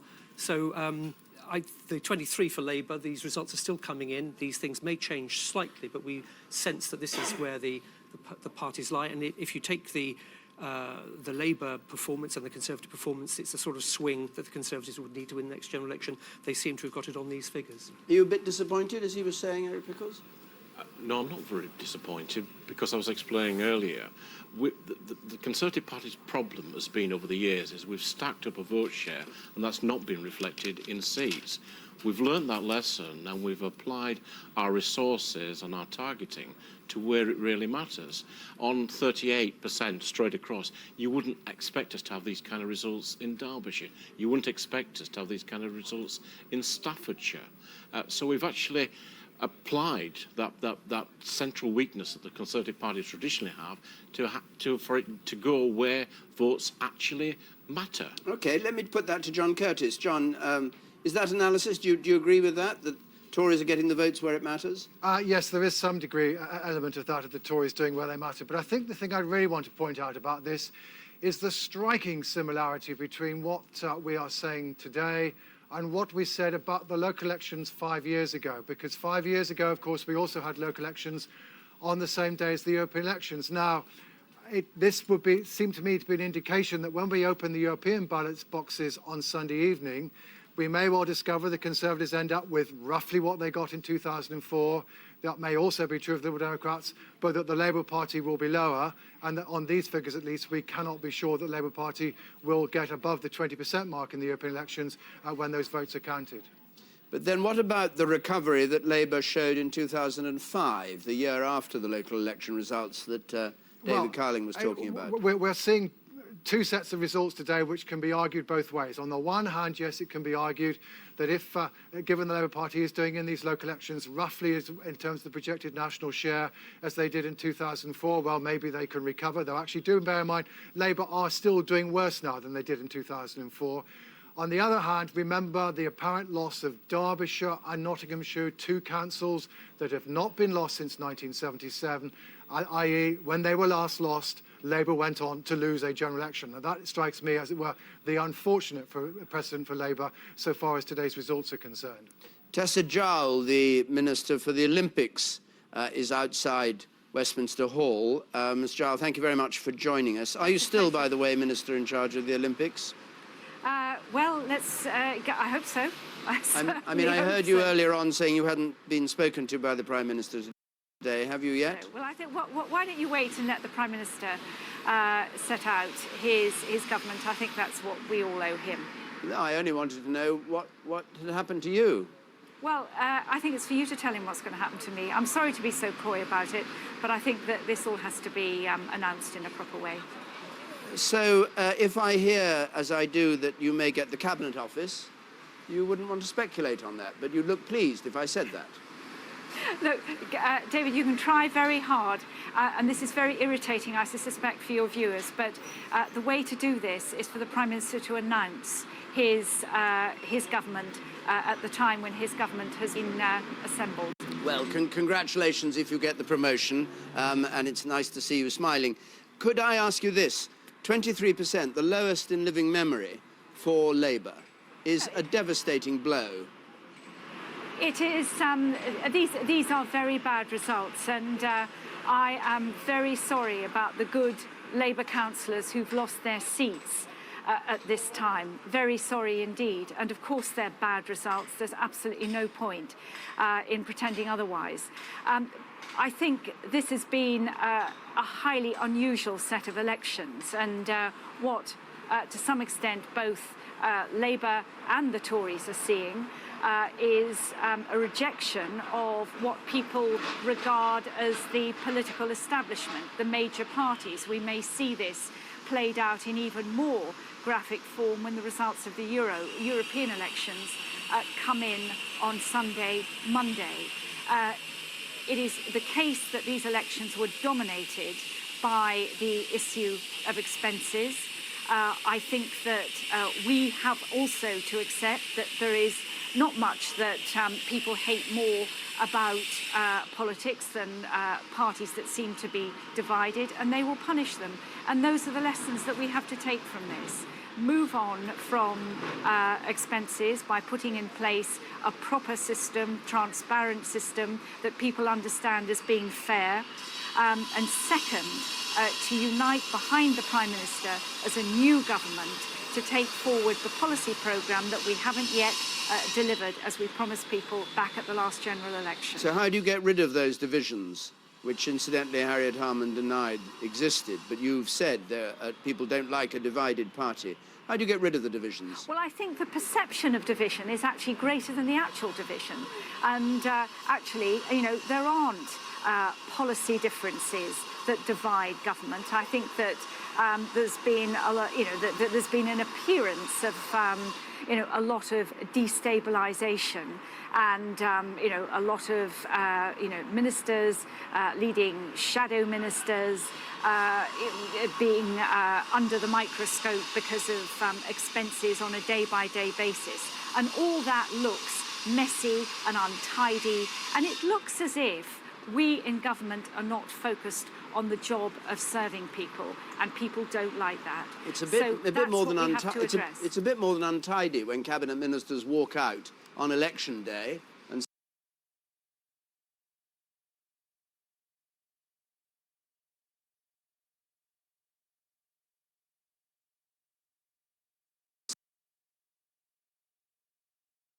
saying they're giving up. When Hazel Blears goes out a day or two before, when she's in charge of the local elections, that's a bit more than untidy, isn't it? Well, again, you have 4 members of the cabinet leaving, each of them leaving for different reasons.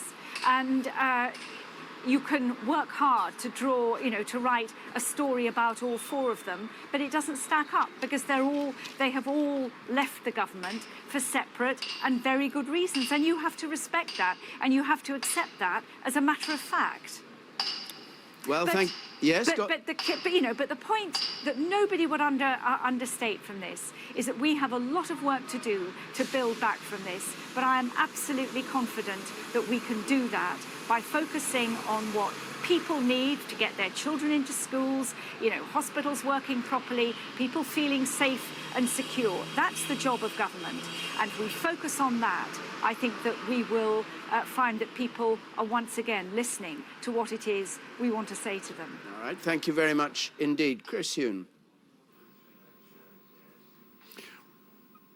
What's your question? I thought you might have a comment on what you were hearing. Well, clearly the comment is gobsmacked, obviously. There is no doubt that people have been going to these polls in the attempt to punish the establishment as they see it. But I think that what is coming out of the projected national vote share is that both Labour and the Conservatives have been hit since last year, and we are indeed making gains. The other thing which hasn't been highlighted is, of course, the quite substantial increase in the vote for other parties. And what tends to happen in a general election is that tends to get squeezed towards the Liberal Democrats. But John Curtis confirmed what Eric Pickles, who's now been replaced by Caroline Spellman, thank you for coming in, the Shadow Community Secretary, what Eric Pickles said, which was that the great advantage the Tories have is that they're hitting where it matters for a general election. Whereas you're not doing that. Well, I'm losing out all over the shop. I think we will have to actually see the detail of the results. But my impression, for example, is that in a number of the places where we do need to be sure that our vote share is holding up, we've been doing quite well. My own area in South Hampshire, for example, in the seats that we will be defending against the Conservatives, we've actually had swings away from the Conservatives and towards us. So I think it's more mixed than that. Eastbourne is another area which is a target for us and where we've done particularly well against But Somerset, you mentioned earlier, Somerset, where you lost 9 seats. Well, Somerset and Devon, as I said, I think are cases where we've had long-standing control, and there have been issues where the councils have lost out, and therefore you've seen an anti-incumbency effect. So people don't and like the Liberal Democrats when they're in control, is that what you're saying? I think that what we see after a period of any party being in control for a long period of time is that they often prefer to have a change.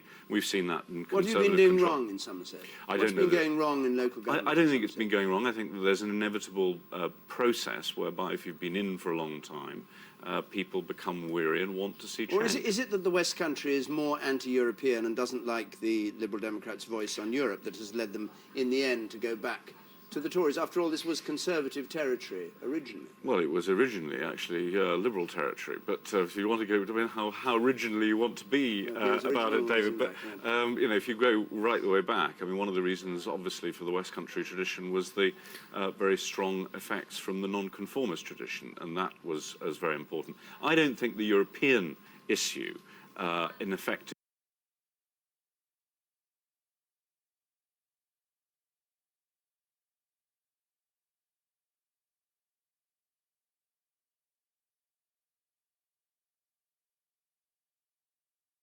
the county council results is going to be significant. What we've seen over many years now is that people have been very willing to vote one way for particular elections and another way for another elections on the same day. And we'll have to wait and see what comes out of the European boxes on Sunday before we can reach conclusions on that.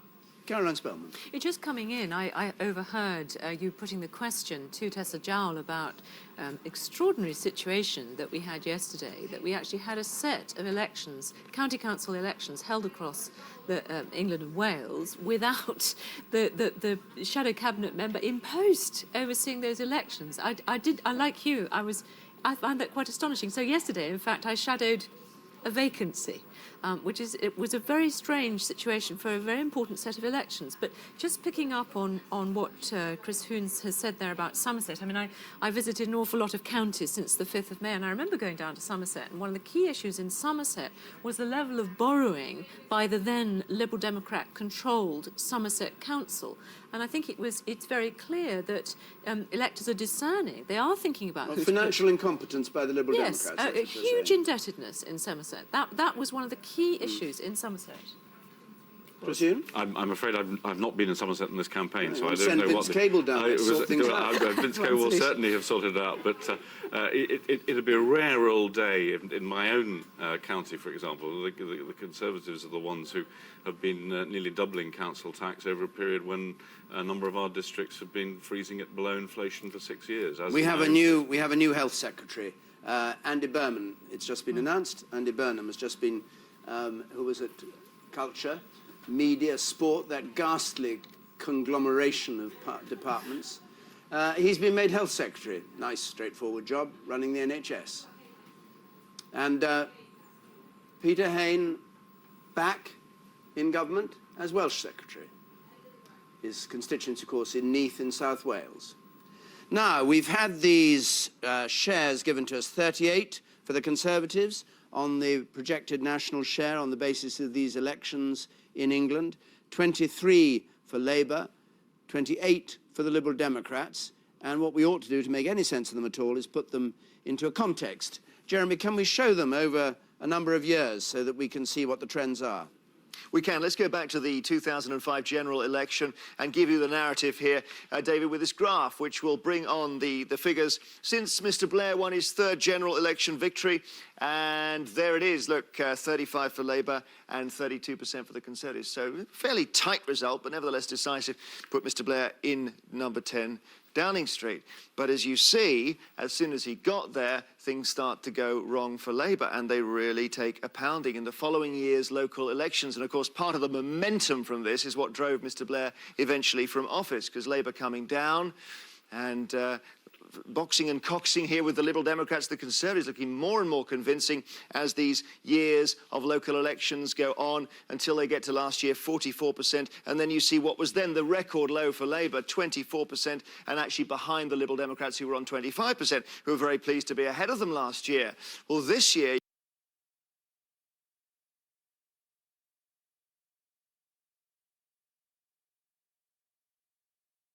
you can see it gets even worse for Labour. Down they go. As you say, 1% down on last year, 23%.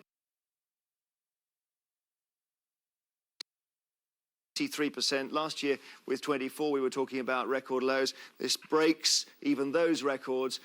Lib Dems, 28% ahead of Labour, so handsome second place for them. But also Conservatives coming down relatively sharply there from 44. And they need to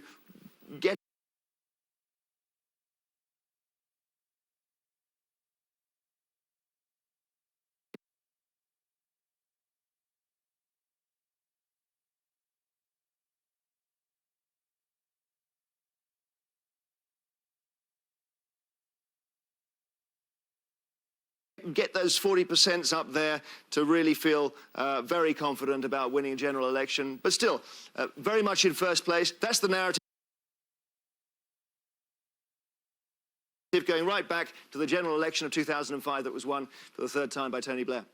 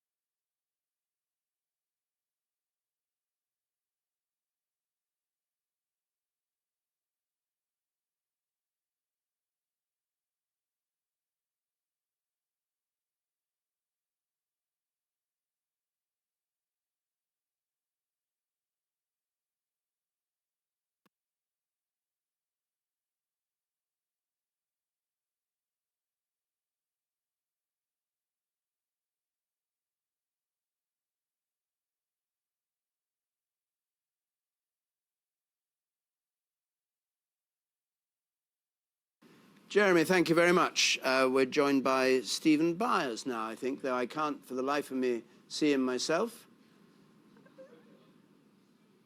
Oh, this is him talking earlier, so I'm not going to be able to speak to him. But anyway, Stephen Byers has always caused a bit of trouble for this government, saying the next days are going to be crucial for the Labour Party. Here he is. What we're going to see over the next few days is Labour members of Parliament considering very carefully the future direction of the Labour Party and of the government. We've got local election results today. We'll have the Euro election results on Sunday night. And I think on Monday, Labour members of Parliament will be considering a very important question. Is Gordon Brown a winner or is Gordon Brown a loser? Can Gordon Brown lead Labour to an election victory when the general election is called, or will he lead us to a defeat? What's your view on that? Is he a winner or a loser? Well, let's see how the results come out today. Well, the elections are going to show he's a loser, isn't it? Well, let's see. We don't know the election results yet, so let's see what happens here in North Tyneside this afternoon with the Euro election results on Sunday night. And then on Monday and Tuesday, when we gather back in Westminster, I'm sure Labour members of Parliament will be considering what the future direction of the Labour Party should be and what the future of Gordon Brown should be. If the election results are bad, then you think he should go? Well, what I'm saying is we should reflect on the results when we know what they are. It's a big mistake in politics to make assumptions about the way people may or may not have voted. We've got a couple of days now to see how the Euro results pan out. We're getting local election results through. They're not good for Labour, clearly. Well, no, I mean, there's no doubt that we've got some difficult results. But the best thing to do is to step back, to reflect on what's happened, to see what the Euro election results are like on Sunday evening, and then we'll have time. We're all back in Westminster on Monday and Tuesday to consider the way forward and what needs to be done. Good. Well, that was Stephen Byers. Now, let's just come back to the Tory position. We were talking earlier about where they were strong, where they were not doing so well. What's the greatest comfort you take from these results? Is it falling below 40% on the national share? I doubt it. Is it victories in particular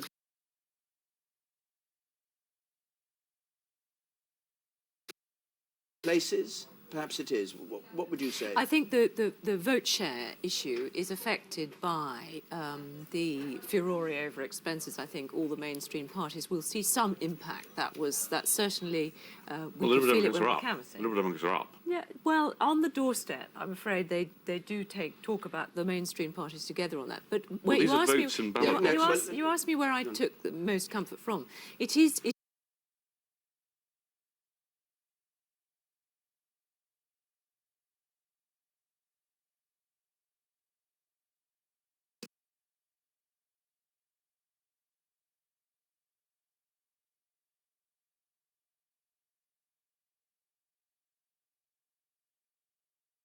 It is, for us, it's the identification of the battleground. I'm a West Midlands MP.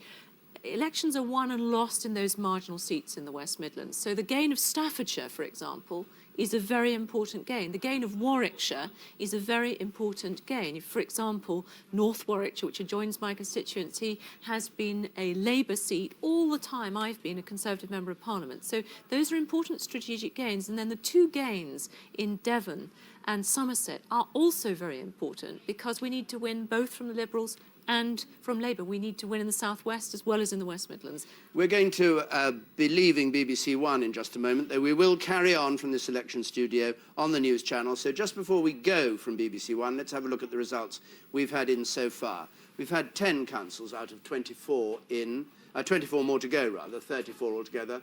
There we are. And the current count, 9 for the Conservatives and 1 for Liberal Democrat. Let's look at the change. And there it is, they've gained 4. Liberal Democrats down 1, Labour down 1, and 2 no longer hung. So that's the change. And the key figure we had, 38% Conservative, 23% Labour, 28% Liberal Democrat. Go to the news channel if you want to see more. Good afternoon.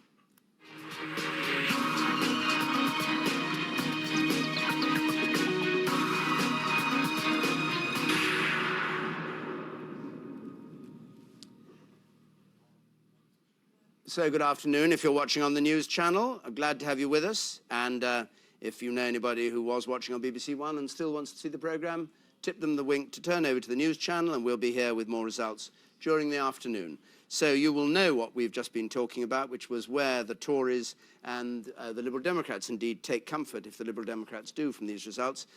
You were talking a moment ago about where you think things were picking up for the Tories, or what you would say, in effect, to the Tory party in terms of directing them to the next election. Do you agree with that analysis?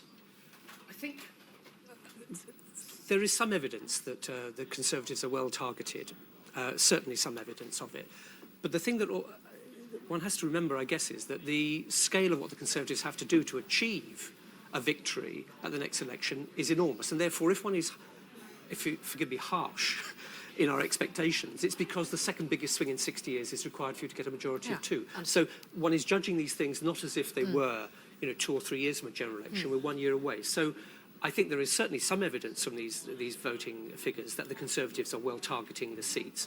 I still think myself that there is missing that magic component, if you like, that critical mass, where the Conservatives suddenly spring free, and then you say to yourself, they can't be beaten. So interestingly, the most likely on these figures and on what you're saying, and knowing that that a swing of 9.6 is it percent is needed for an overall 6.9 is needed for an overall majority. The likelihood is that there will be a hung parliament after the next election on the basis of what we're hearing today, and that the Liberal Democrats will hold the ring. Forgive the outcome obviously is in the hand of all the people watching and others, but the mantra is, the important mantra is that it's very easy for Labour to lose the next election. It's very difficult for the Conservatives to win. None of which says Labour will lose, none of which says the Conservatives can't win. But we have to remind ourselves of the scale of the mountains they have to climb. David, we don't dispute the mountain to climb. David Cameron has used that phrase himself. No one is complacent. But I think the contextual point of this set of elections is very important. Remember that we were defending yesterday 3/4 of all the councils that had elections, and that the seats we had to win really were in the last rump of Labour's control in those counties, and therefore, by definition, difficult seats to take. Let's go out into the fresh air for a moment and join John Sopel. John. Fresh air? London SW1? Are you kidding? Anyway, well, it's more fresh probably than your studio. Anyway, well, welcome to Westminster, where, of course, everyone's been watching very closely the opening and closing of doors at number 10 Downing Street as this reshuffle continues apace, as well as, of course, concentrating on the local election results. I'm joined now by Kevin Maguire from the Mirror and McElroy from the Standard, and Mark Littlewood, former Liberal Democrat Communications Director. Kevin, I wonder whether we could... Well, I think we've got pictures of David Cameron arriving actually in the West Country. And he's arriving in Exeter, where, of course, the Conservatives have taken the council. I don't know how many local people... Oh, there you are. There are the local party bigwigs waiting for him. I thought he was just going to be mobbed by cameras there. Let's listen in to what he's got to say. Congratulations on winning Devon County Council for the first time in 20 years.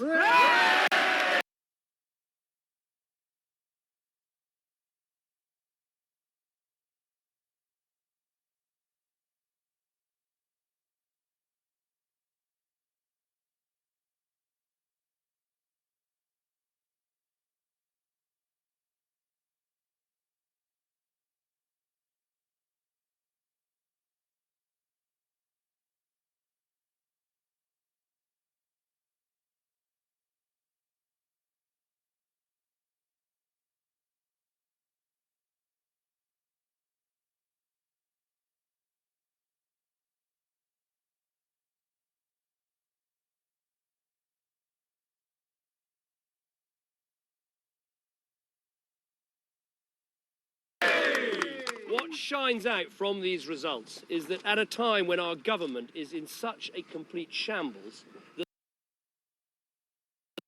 that there is a clear, a positive, a strong and a united Conservative Party ready to serve our country. And you can see that we are winning, not just here in the southwest against the Liberal Democrats, but we're also winning in the Midlands against Labour. I can tell you that we've taken control of Staffordshire, that we are winning seats in Derbyshire, and in the northwest we're winning seats in Lancashire. You can see the Conservative Party strong, united and positive, winning in every part of our country. And it has never been more necessary to be that strong voice for change. We need a party that is going to bring thrift to our government, that is going to bring responsibility to our society, and right now is going to clean up our politics. That is what the Conservative Party will bring. Let me also just say this. At a time when our economy is in such difficulty and when our politics are so mired in scandal, what we need is a strong government. And yet what we see today is a government that is so weak, it is hard to believe. The Prime Minister isn't reshuffling his cabinet. They are reshuffling themselves. And people who are watching this today will think, if you can't run a reshuffle, if you can't run a cabinet, how can anyone expect you to run the country? And just ask yourself about these ministers. What have they been thinking about for these last few days and weeks? Have they been thinking about the jobs that they're meant to do, helping the British people, or have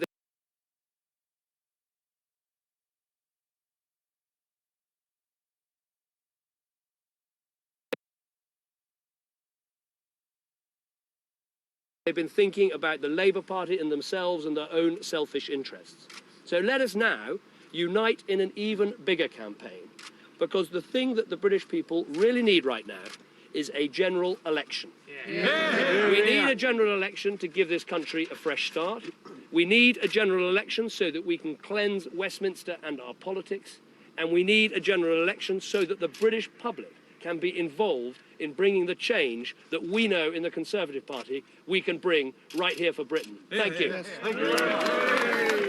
Well, David Cameron there in Exeter meeting the party faithful with that message that if you want a party that's united and ready for government, then you've got the Conservative Party, and he goes in amongst the crowd there, and of course the cameras as well, which are following him every step of the way. Well, here at Westminster, I'm joined, as I was just about to introduce before we saw David Cameron, by Kevin Maguire, Anne McElvoy and Mark Littlewood. Kevin Maguire, David Cameron's got a point, hasn't he? I mean, you know, if you want a party that's united and ready for government, you look at them and they look an awful lot fitter and readier and hungrier than those that are in power at the moment. Yeah, he clearly hasn't heard what his own MPs over there are saying about expenses, where I think there's a lot of grumbles about him on that. But no, compared to Labour, yes, they are united, and they haven't had Labour's problems. He hasn't got people resigning from the shadow cabinet, and so he's got something to smile about there. But interestingly, his share of the vote in these elections, remember, a lot of them were Tory areas, below 40%, not that good, and also, you know, Labour's fighting and tearing itself apart, but David Cameron still needs to win 130 seats just to get a majority of one at the next general election. He's got to have a swing bigger than Margaret Thatcher got after the winter of discontent. So he's got reasons to be cheerful, but he must also be aware that he's not at the top of that mountain he always talks about climbing. Yeah, and how do you read it? Well, I think he is also suffering, Cameron, from the anti-politics vote, which is clearly there in these elections and the strongest that we've ever seen it. So I'm not sure if you can simply sort of take that as the top figure that he can hope to achieve. He clearly does need to build on it, and he needs to get to 40% and beyond. But the fact is the Labour Party, third out of three, and lagging quite badly on the vote share behind the Lib Dems. And I think that is, you know, and I wouldn't necessarily say the Lib Dems they've also had losses in the southwest to the Tories. But if you look at the tide to me looks like it's going towards the Tories, and Labour is clinging on to Gordon Brown, and that's its preoccupation. Of the politics that we've seen today just down the road in Downing Street, and of course he hasn't been able to conduct the reshuffle that he wanted, and he's been weakened, but he has still managed to do the reshuffle, which at 10 o'clock last night looked like it may be an impossibility. Well, you won't excuse me if I don't think it's a major achievement for a Prime Minister to be able to carry out a reshuffle, but I do take your point. Yes, I mean, it's true that last night when all our multiple phones and texts and everything went off after 10 o'clock when James Pennell resigned, it did look for a couple of hours that this could be the wave of big resignations which would have carried Gordon Brown out of office by the early hours of this morning. That did not happen. You're absolutely right about that. He has stood his ground, and the modernisers are divided among themselves, and they did not jump with Pennell, and they did not share his judgment that it would be the right thing to have a leadership contest now. But the fact is that is what the public will remember, that this chaos, this rather fatally weakened character, he is a very brave and a very strong man, Gordon Brown. He won't give up. But the big question is that good for the Labour Party in the long run, or would it just be better to put Gordon Brown out of his misery? Yeah. Mark, just let me get your assessment on where you think the Liberal Democrats are in all of this, because those seats in the West Country, and we've seen, David Cameron pitching up in Devon today. Well, those were kind of real strong areas for the Liberal Democrats. Now, if the seats that they've got there and in Somerset, Cornwall, are going to go over to the Tories at the next election, that's going to really weaken. Well, we've got a tough fight on our hands against David Cameron in the south and the southwest. I mean, just on Somerset, I should say. I actually gather if you look at the 3 Liberal Democrat held seats there, we would have held all 3 of them against the Conservatives in those particular constituencies. And the overall national picture for us is actually fantastic. I don't think we've ever scored as high as 28% of the vote in a national election. We're fully 5% ahead of Labour. Yes, we've edged them out by 1 or 2% before, but there is a real distance between us and Labour this time. We are on the up. The Conservatives are sub 40%. This is the best that Nick Clegg could have hoped for, and I think it's a reflection of his pretty excellent performance on television and campaigning in the past couple of weeks. This is a good picture. Yeah, we've got to find a way of fighting back the Tory tides in the southwest, but overall, this is good news for us. Kevin, we're hearing that there's going to be a news conference in Downing Street at some time after 4 o'clock. What's Gordon Brown going to say in it? Well, it's interesting because normally you just given out a piece of paper and there's a briefing behind closed doors and that's it. But if there's going to be a news conference, he's going to be standing there. He's going to try and reassert his authority. He's got to try and put the shenanigans of the pantomime of the past few days and weeks behind him and show he's got some fuel left in his tank. All of you, thank you very much indeed from the fresh, almost alpine air here in SW1. Back to you in the studio. John, thank you. Well, we have interesting news from the Doncaster mayoral election, which has been won by the sole elected representative in the UK, as far as I can tell, of a party called the English Democrats, Peter Davis. It was a Labour mayor. Remember, there are just 3 mayors being chosen this time, and it used to be Labour.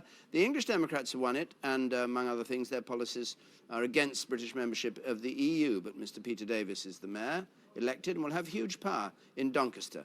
Now, I want to go over to Derbyshire, because Derbyshire, as we know, was Labour heartland. They're very upset by the loss of Derbyshire. John Williams, who's the leader of the council there, you held your seat, didn't you, John? Yes, I just managed to hold on, yes. So what was it that went wrong for you in Derbyshire? It's a pretty devastating blow for Labour. It was purely local election fought on national issues and national discussions. The press and the media publicising all the ministers' expenses and the MPs' expenses, and that's all the public was focused on, not on local issues. And there was nothing you could do to remedy that? We've tried tremendously, but unfortunately it was just one thing after another what kept coming out, and we just couldn't keep up with it.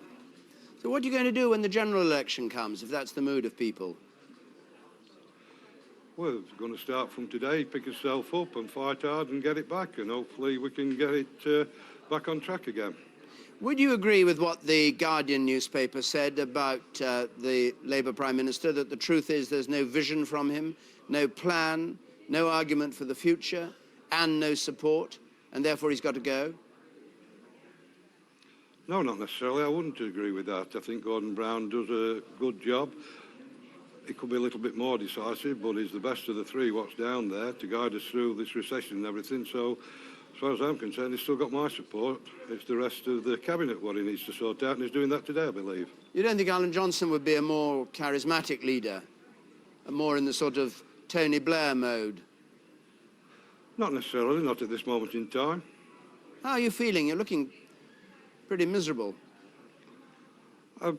Well, after 28 years of Labour rule, and when you've got one of the best authorities in East Midlands, if not the best, and you get kicked out, you know, it's not exactly euphoria, is it, Tom? What's going to change for the people of Derbyshire as a result of this, in terms of actual things that the council did that will no longer happen? Personally, I think it'll change for worse, because if we learn anything from history, in 77 to 81, when the Tories were last in control, it was absolutely disastrous for Derbyshire. And I dare say in 4 years' time, Labour will take it back over again and have to really bring it on. John, thank you very much for joining us. We go down to the West Country now. David Cameron is in Exeter. We're going to hear from him.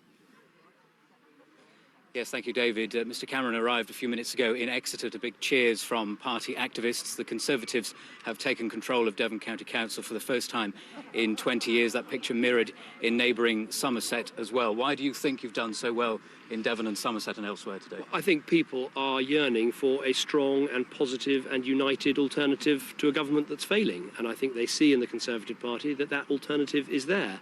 Locally also, we're campaigning, as we are nationally, on the idea of bringing thrift back into government, on actually delivering more for less, providing value for money. And it's a great credit to the Conservatives campaigning in Devon, in Somerset, but also I think across the country. What is remarkable about these figures, what shines out, is it's the Conservative Party winning in every part of the country. Here in the southwest against the Liberal Democrats, but in the Midlands against Labour, and yes, in the northwest where we're doing very well in Lancashire against Labour as well. But the Conservatives are not without blame in the elections, in the expenses scandal. So will that be mirrored in the national elections? Do you think that people will vote in the same way they seem to have been voting in the local elections? Well, every party is affected by the expenses scandal, and every political leader and every party has a responsibility to act to clean up politics. We've taken that action. We've set up the scrutiny panel. We've got people to pay back money. We've forced retirements. We've made the changes that need to be made for the future arrangements. I've been touring the southwest ahead of these elections, talking to people out and about what they want from local councils. They could not decide how to vote because of what's happened at Westminster. They still don't have confidence in national politicians. The vote may have gone your way here in Devon, but they still don't have confidence in national politicians. Well, I think there's a pattern, though, emerging across the country, which is people do see this strong, united Conservative Party as an alternative. I think people in this country know we need a fresh start. And also, when you look at the last 48 hours, the government in near collapse, I think people are asking, what's happened to the authority of the government? What's happened to the authority of the Prime Minister? And the country deserves better than this. And I think people do see a Conservative Party that is tackling the big issues, that has a strong team of leaders, that's united around the country. And what's common about these results is that we are actually doing well in every part of the country. But Gordon Brown is reasserting his authority, reshuffling the cabinet, ministers coming out in support of him. Well, two thoughts on that. The first is it's extraordinary when the Prime Minister can't actually choose who are the senior members of his cabinet. It was perfectly obvious last week at question time that he didn't support Alistair Darling continuing as his Chancellor. He's now had to back down and have him. A Prime Minister with that little authority cannot take the tough decisions that the country needs. We need a government with long-term decisions. The second thought is just ask yourself, what have these ministers been thinking about for the last few days and probably the last few months? Have they been thinking about the good of the country, or have they been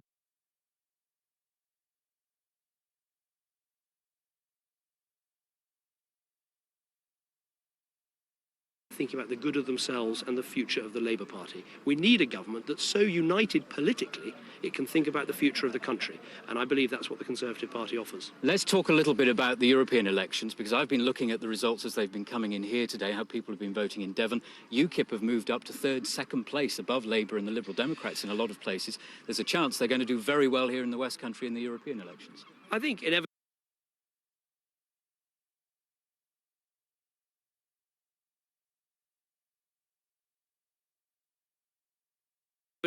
in the European elections, people wanted to give the major parties a kicking. I was in a pub around the corner before coming here, and a couple of people came up to me and said, of course, we're Conservatives, we'll always be with you at the general election, but, you know, we wanted to send you a message in the European elections. And local candidates have told me that here today. They've been out on the doorsteps. Their supporters have told them, we'll vote for you locally, but we're voting UKIP in the Europeans. I think that's been a challenge for us, obviously. I'm very confident that we'll do well in those European elections, that we'll top the poll in those European elections, that we'll send a very strong team of members of the European Parliament to Brussels to stand up for Britain.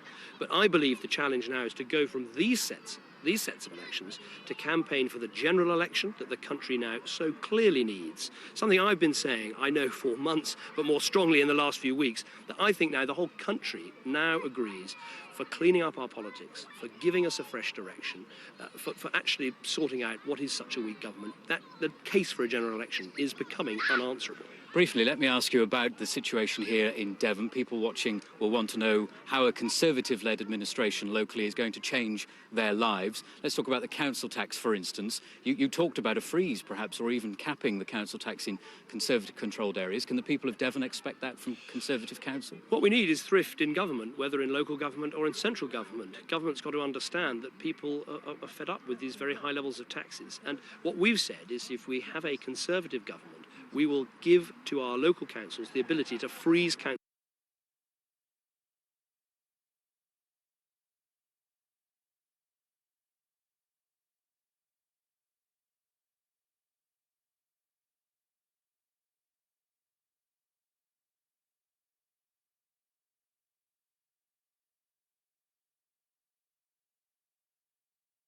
council tax for 2 years. That would make a big difference to people. People have had a tough time in this recession. They've had to tighten But is their that household affordable budgets. in Devon? Yes, it is, because as a central government, we would cut government advertising and government consultancy and give that money to local councils and say, here you are, if you are responsible, you can freeze the council tax. It would be a deal between the two of us, and it's a deal that really needs to be done on behalf of the British people. David Cameron, thank you for joining us. Thank you.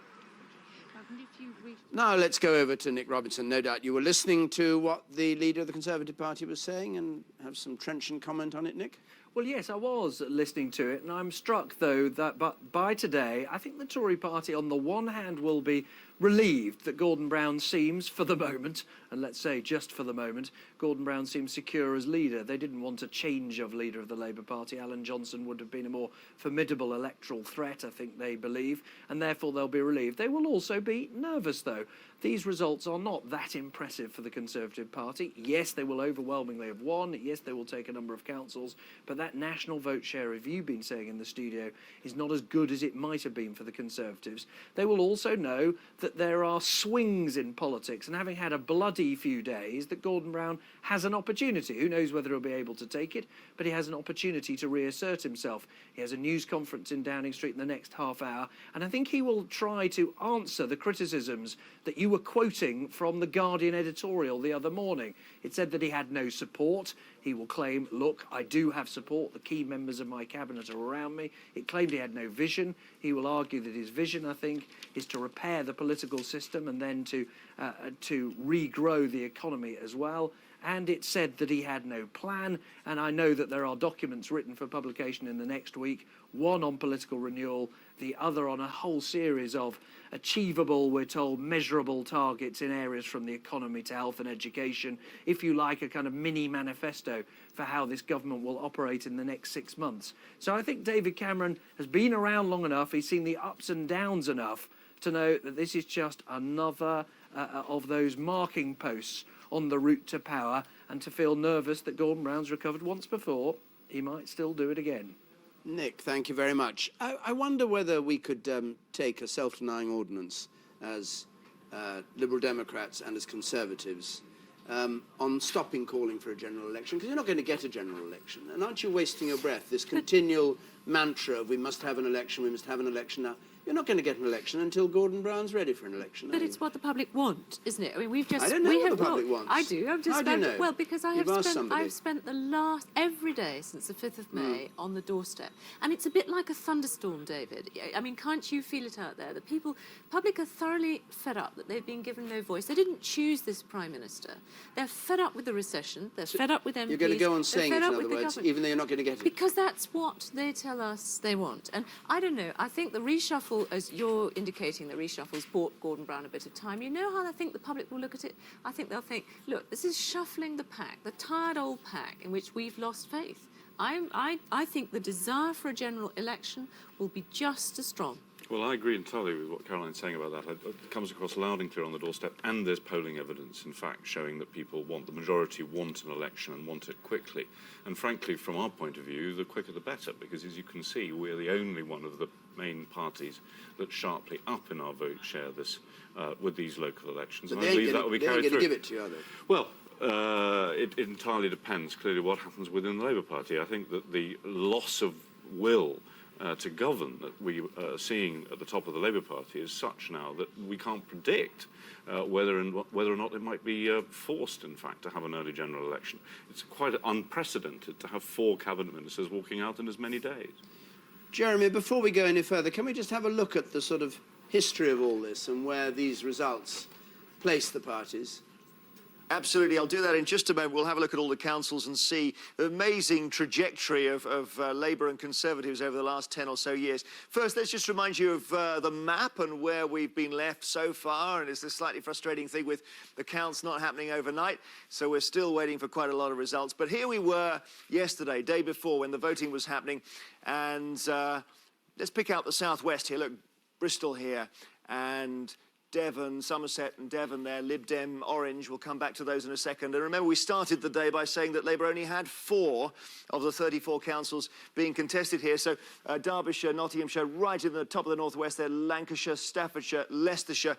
what's been happening. The 4 councils, sorry, for Labour, Lancashire, Derbyshire, Nottinghamshire, Staffordshire, those were therefore right at the top in red. Let's see what the new council colours are. And all you see really at the moment is blue, but I don't want to miss this little dot of orange here, which is Bristol, which the Lib Dems have been crowing about because rather replicates their successes last year in cities. Bristol has gone Lib Dem, having been no overall control, a hung council before, but it offsets somewhat these losses for the Lib Dems in the southwest, which you've been talking about, Somerset and Devon going blue. And by the way, Anthony Steen, who's famously the Conservative MP who had spent expenses money on cutting trees in his house, and then he was interviewed about it and said it's no one's business but mine, and people are jealous of me and my house looks like Balmoral and so on. Totnes is his constituency down there in Devon, and he now has a Green councillor, possibly as a result of all that. So what else have we got here? Hampshire stays blue, new council of Central Bedfordshire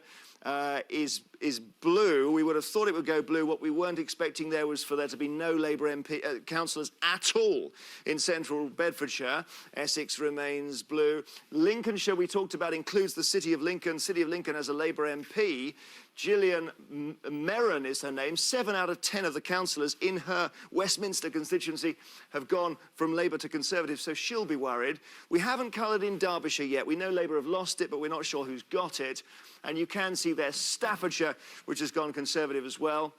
Something else to mention, actually, Leicestershire has stayed blue, stayed Conservative, but we're just getting some interesting stories from individual council seats in Leicestershire saying that in one, for example, Labour has dropped 17%, and the 17% seems to have been picked up by the BNP, who went up 17%. The Conservatives still took that seat, though. As far as Tory performance, just one last point on the map is concerned. Gains in the south, 4% or so up for the Conservatives in the south, but also it seems Conservatives doing well, in fact, rather better than that in the Midlands, which will please them very much indeed. We think they're up about 6% in the middle band across England, and also gaining as well in the north, so they will be very happy about that. So there are just some points of detail on the map. You asked for some context. Let me take you to a graph and show you this amazing story of local government since the mid-90s here, since the heyday of Tony Blair. 1996, we start off, Labour not in power then, of course. It was John Major's government having an awful time of it. And we see the positions now reversing. Here we are, 1996, Labour with 207 councils. These are councils across the UK. These are the total numbers. So Tony Blair really coming in, surging in there, and the Conservatives way down below the Lib Dems. 14 councils only across the whole of the UK, Lib Dems on 55. And here's the fascinating thing about this graph, is that you see gradually we go into the general election of 97, and Labour hold on to what they've got, and then gradually they start to fall, don't they? And even though they're winning the elections for the national government, so Mr Blair is elected, then re-elected, and then re-elected again, you can see their numbers of councils coming down here. So by the time Mr Blair wins his 3rd election, they're really doing quite badly in local government. Labour down to 92 councils, and the Conservatives really starting to get altitude again, 186 councils, and then up here, essentially to where Labour were over there, 215 for the Conservatives.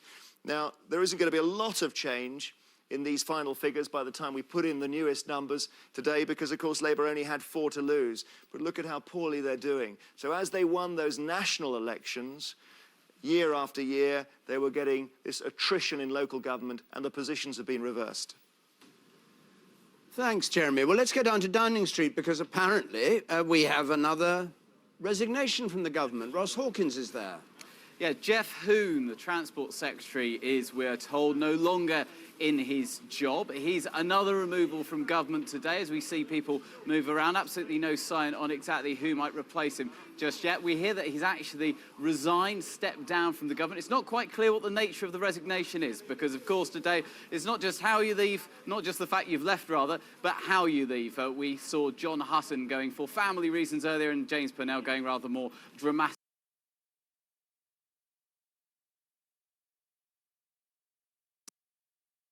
Talk about the Prime Minister's future last night. We'll bring you more when we hear it.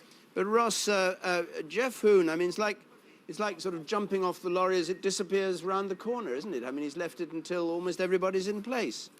Yes, it's interesting. Weird. Was he sacked, perhaps? Well, we are told that he resigned. That's the latest that I'm being told. The exact nature of this hopefully will become clear when we hear from the Prime Minister at some point after 4 this afternoon. We're expecting him to stand up. The normal drill on these things is you get a sheet of paper and nothing more. We're going to get far more from Gordon Brown.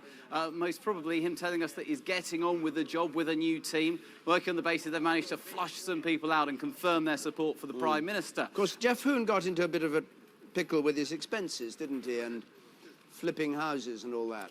Yes, there were a number of stories about him, and he found himself on the front page of the Daily Telegraph. He denied any wrongdoing, particularly on this issue of capital gains tax, so there simply wasn't anything he'd done wrong at all. But whether you stay or whether you go on this issue of expenses has occasionally been rather arbitrary. Remember the Prime Minister really rather singling Hazel Blears out in her situation, and in the end, she decided to go herself. So the expenses has been a hot topic. We really don't know right at the moment whether that is the reason behind his departure. Maybe the Prime Minister will tell us when we hear from him at this press conference. Do you know when that's going to be? Because obviously we'll be showing it here on the news channel.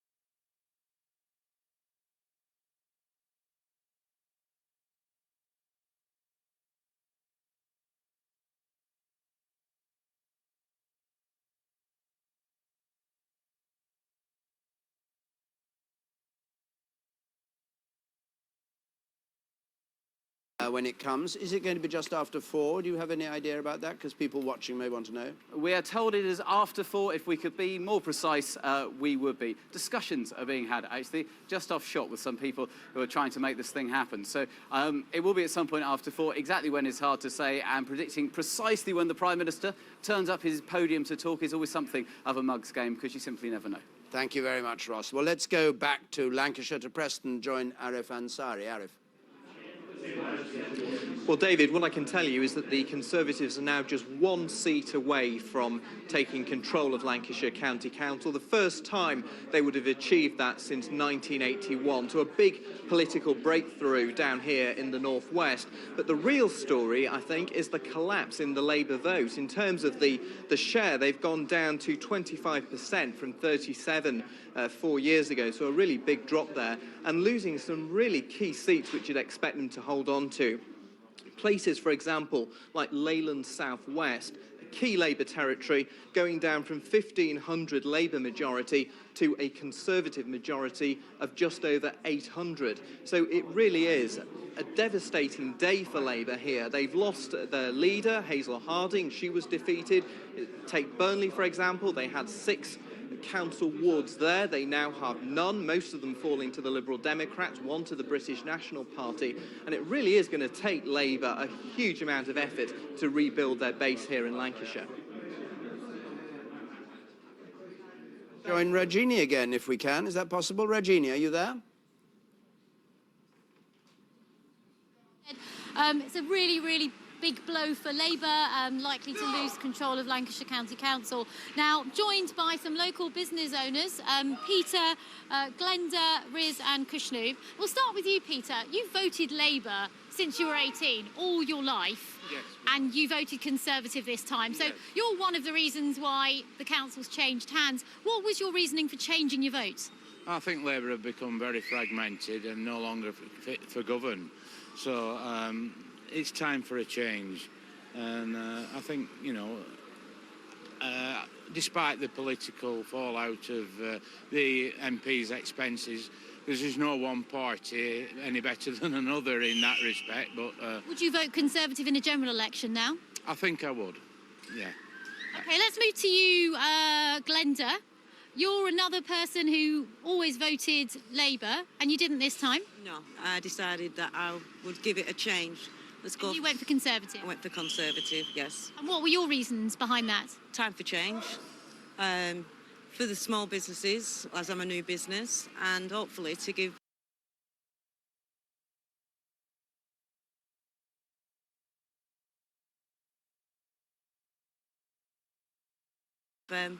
give Preston something different for a change.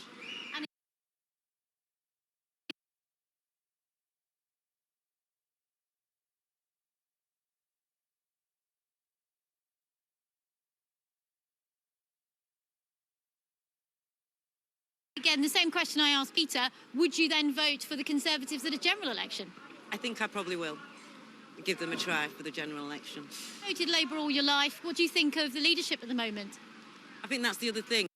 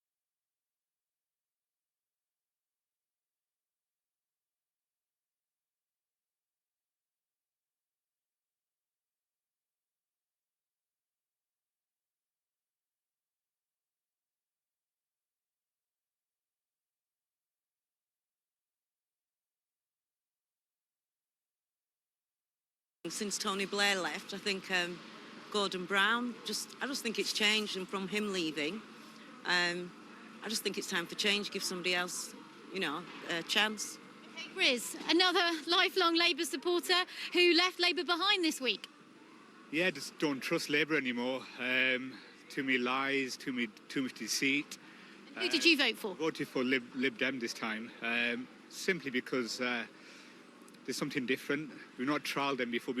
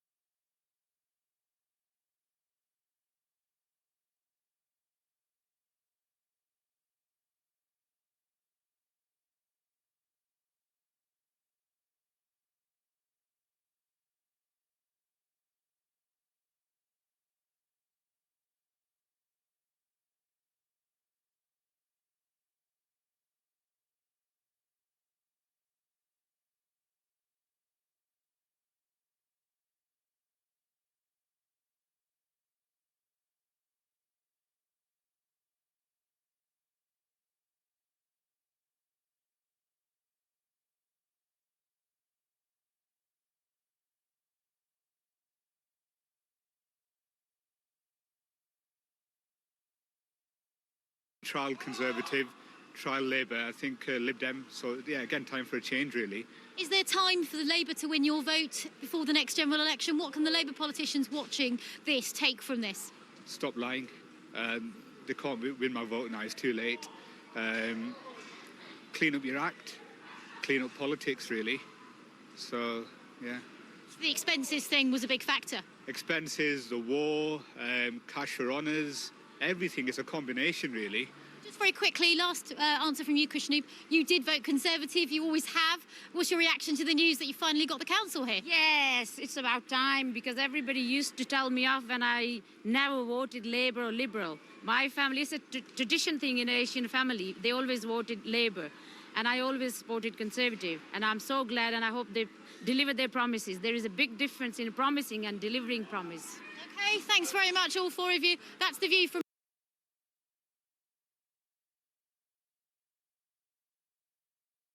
Preston. A bad day for Labour here.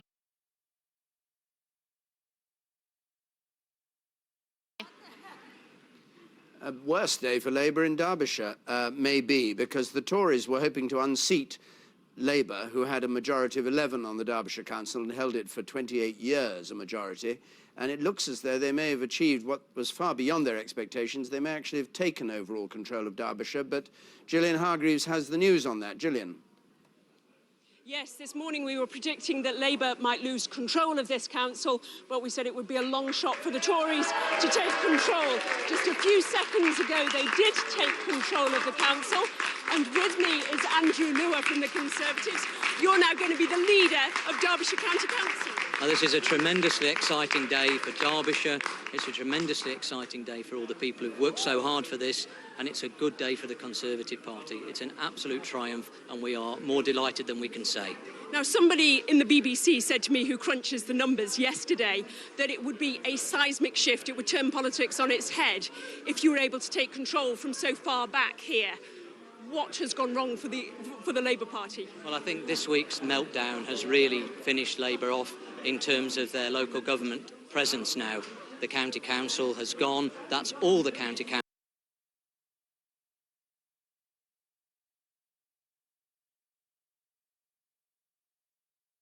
in the country gone to the Conservatives, and it's our time now to turn Derbyshire into a more balanced political county, somewhere that has a profile that it deserves to have rather than simply being written off as a Labour heartland. I can now say to people, for the first time in a very long time, welcome to Conservative Derbyshire. It was a bit of a nail-biter. It was by no means certain that you would sweep the board. Isn't that because people are still a little unconvinced by the Conservative Party? I think it's because Derbyshire is the absolutely last place to go, and we've worked very hard to get our message across from a county that's had its publicity, that's had its machine working here like mad. And if they can't hold on here, they can't hold on anywhere, and that's an extremely important moment in British local government history. And what will a Conservative Derbyshire County Council look like? Because you've had a Labour one for nigh on 30 years. We have. The things we're interested in is more influence for local members over their own area. We're interested in a message of financial prudence and reassurance. We're telling people that those frontline services are crucially important to us, and in very, very desperate financial times, we will do our best to protect the frontline services that the people of Derbyshire rely upon. And are you expecting a phone call from David Cameron in a few minutes' time? Well, if the phone is anything to go by today, I'll be expecting phone calls from a considerable number of people today, because it's never stopped the whole day. But I'm quite happy about that today, because I want as many people as possible to join in and celebrate this wonderful moment for us. Well, David, it's as we said. Earlier today, we were predicting that Labour might lose control of this council, but we did realise it would take a huge swing for the Tories to gain control.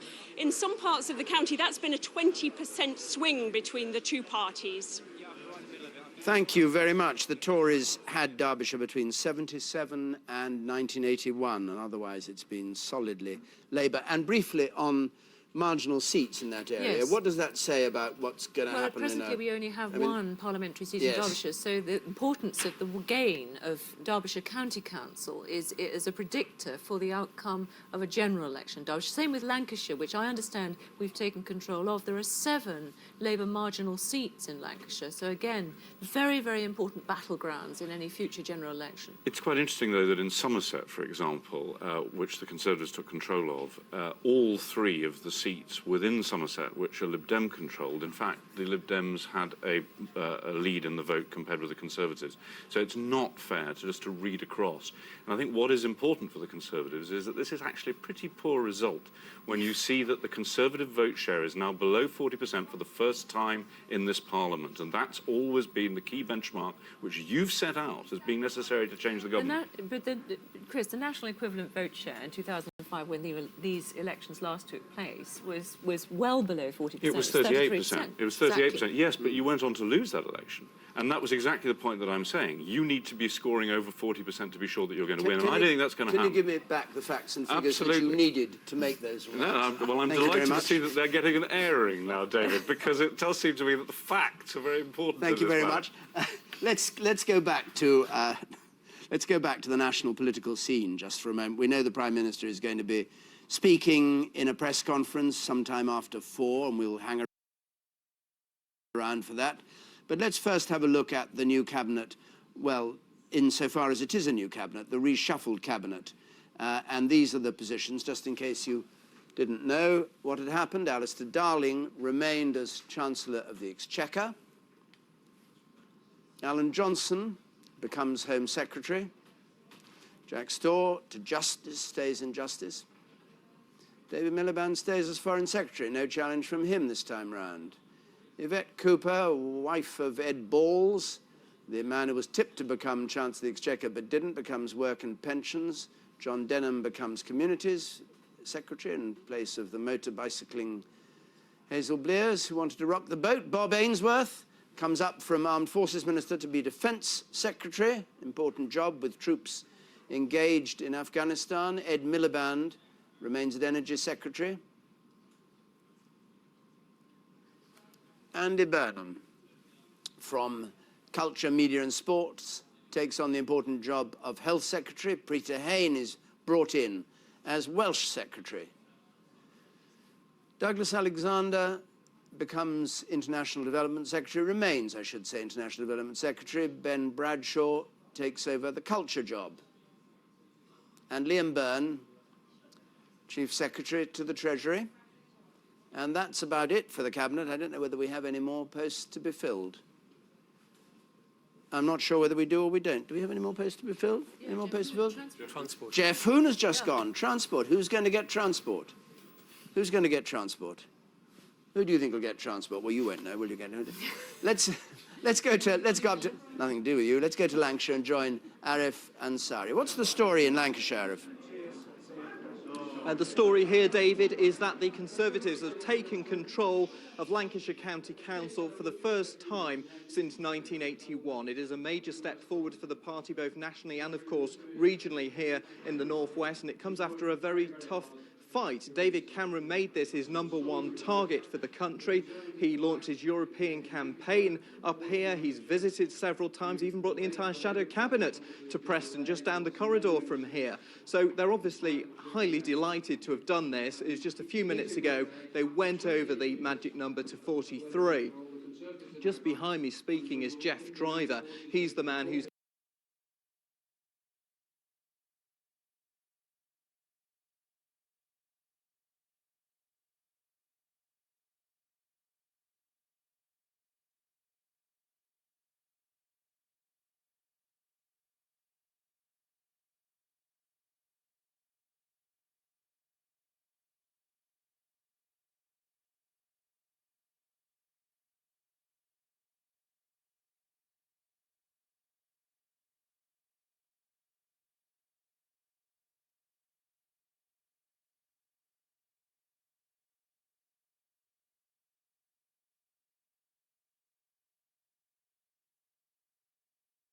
going to be taking control of the county council. And kind of interesting what he led this campaign on, really. It was actually to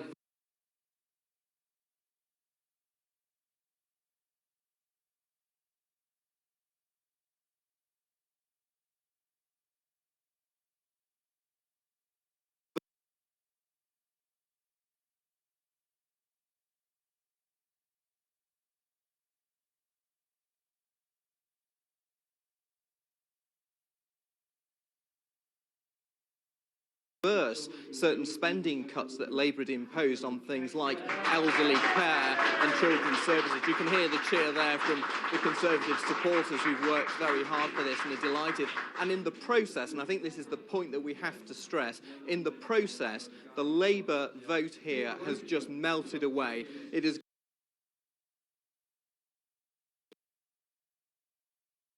gone down from 37 last time to about 25%, and some key wards which you would have assumed would be easy wins for Labour have fallen away. They've even lost their Labour leader here. So a really good day for the Conservatives, a terrible one for Labour. Thank you very much. Well, now let's go to Ross Hawkins again in number 10 Downing Street. It's interesting that the Chief Secretary of the Treasury will be Liam Byrne. It, of course, frees up a place at the Cabinet Office. I heard you they're very gently teasing Tessa Jowell as to whether she might have got a promotion from Olympics Minister to that office. So there is a vacancy there that we know about. Anything else to report at this stage? We are still trying to find out on some of the rumours flying around here, but you whipped through the Cabinet and we're trying to get a little bit of a lowdown on exactly why it is that Geoff Hoons departed as Transport Secretary and the nature of that departure. We're rather short of Labour comment at the moment. We're hoping to rustle up. Well, we've got the Prime Minister rustled up, I suppose, after 4 o'clock, but we're rather hoping to have a bit of a Labour input into all this, since they're the ones who seem most grievously affected by these elections. Let's have a look at Derbyshire. We have the result from Derbyshire. We've got 18 results in now, 16 to go. This is Derbyshire County Council, the Conservative gain, an outright gain for the Conservatives, up 19 councillors in Derbyshire, Labour down 16, and the Liberal Democrats down 2, Independents down 2, other parties up 2. So now we join John Hess in Nottingham. What's the Nottinghamshire picture, John? Yeah. Well, David, we are 1 seat away from confirming that Labour have lost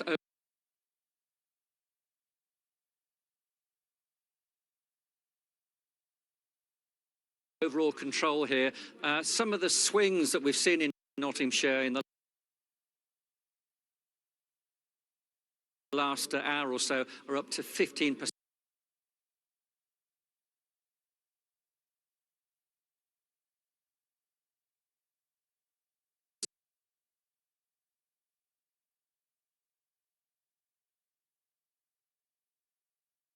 And the Conservatives are well on course to taking Nottinghamshire County Council, like Derbyshire, for the first time in 28 years. But what we are seeing at the moment is if you like, Labour's heartland. They're the results we're still waiting for, and they're the type of areas of particular interest. Ashfield, Geoff Hoons' constituency, a Labour heartland. We have yet to get the results in from Ashfield. Areas like Gedling, the constituency of the Home Office Minister, Vernon Coker, we've only had one result from there. And Labour have been losing to Independents and to the Liberal Democrats. And it's right across the county as well. In the north, in the old coal mining areas, Labour have taken a big hit as well.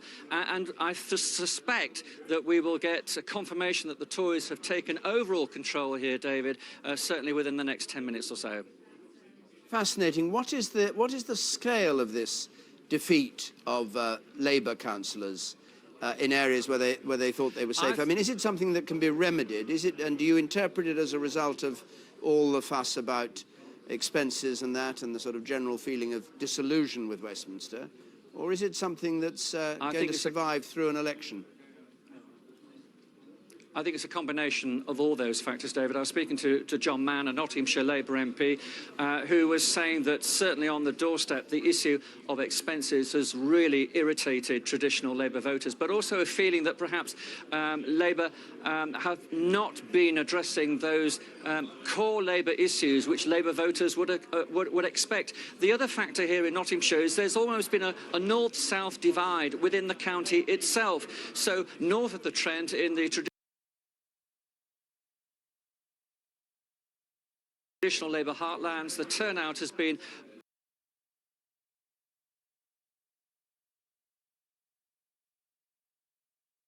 pretty poor. It's been no higher than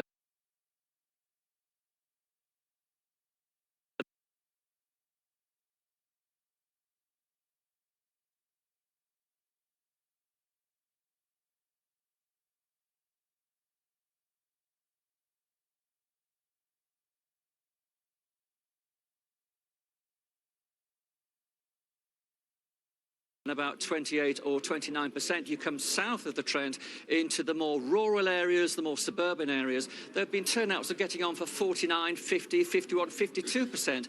And in some of those Conservative areas, even in the Conservative areas, we've seen swings to the Conservatives and an increase in the Conservative vote of getting on for 15, 16%. So they've been doubling, in some cases tripling their majorities. So certainly here a big, big day for the Conservatives. But as yet, we're still waiting for that confirmation that they're going to be the biggest party and will have control of the county hall here for the first time since '81.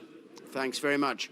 We have news that Margaret Beckett, who was brought back by Gordon Brown, who was housing minister, has been dropped as housing minister and doesn't have any ministerial role, so she's out of government now.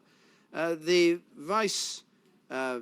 deputy leader, rather, of the Labour Party, Harriet Harman, who has, as you'll have noticed if you follow politics at all, been absolutely remorseless in her appearances on the radio, on television. She was here in this studio. She'll take what comes, anything that's thrown at her, except apparently suddenly a question about Jeff Hoon. Excuse us, please. Please, Harriet, what would you say about it? Thank you very much. Thanks very much. Mrs. Harman, could you give a quick comment on Jeff Hoon? When do you think you're going to see Gordon Brown? Excuse us, we're getting across here.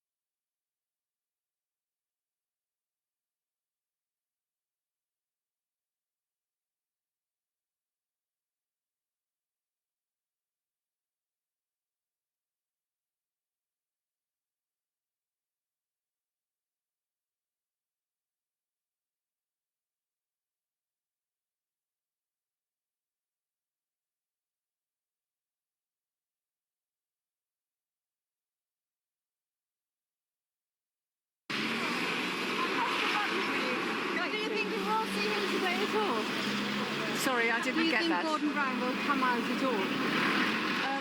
I'm sure you know tell you what is excuse me, yeah. How are you personally? Well, I think we're disappointed about the election results, but you know, we'll learn lessons about it, and I think it's a lot to do with the concern that people have got about expenses, MPs abuse of expenses. I'm trying to get through to the House Committee. Excuse us, please. Thank you very much. Oh, it didn't seem very surprising to me. Just wanted to cross the road. You have to take your chances if you're crossing the road to get to Westminster. Lethal. I just look left and right and go. Well now, David Cowling, come on. Editor, political research. You know what's going on out there. You're the archaeologist. What's the story? The story is of serious Labour losses. It's a miserable time. None of this will reassure those many people in the Labour Party who feel that there has to be change, and if that change doesn't come, then they'll feel even more gloomy. I think for the Conservatives, clearly across a number of authorities around the country, some important gains, but I still think there are doubts, questions that others who are not in the Conservative Party can raise about whether it's enough to get them through to the next general election. For the Liberal Democrats, I think started off saying they were treading water. They have certainly lost certain authorities. But I think that you know, their position is, if you like, holding its position. But it's still, there must be some worries for them in the southwest and in places where they've taken seats from the Conservatives 20 years ago, blue chip Tory seats, which now they must be feeling vulnerable in. But it's a rough old trade politics. At the beginning of this January, public opinion was minus 40% in terms of negativism about the future of the economy. This month, when Labour is being more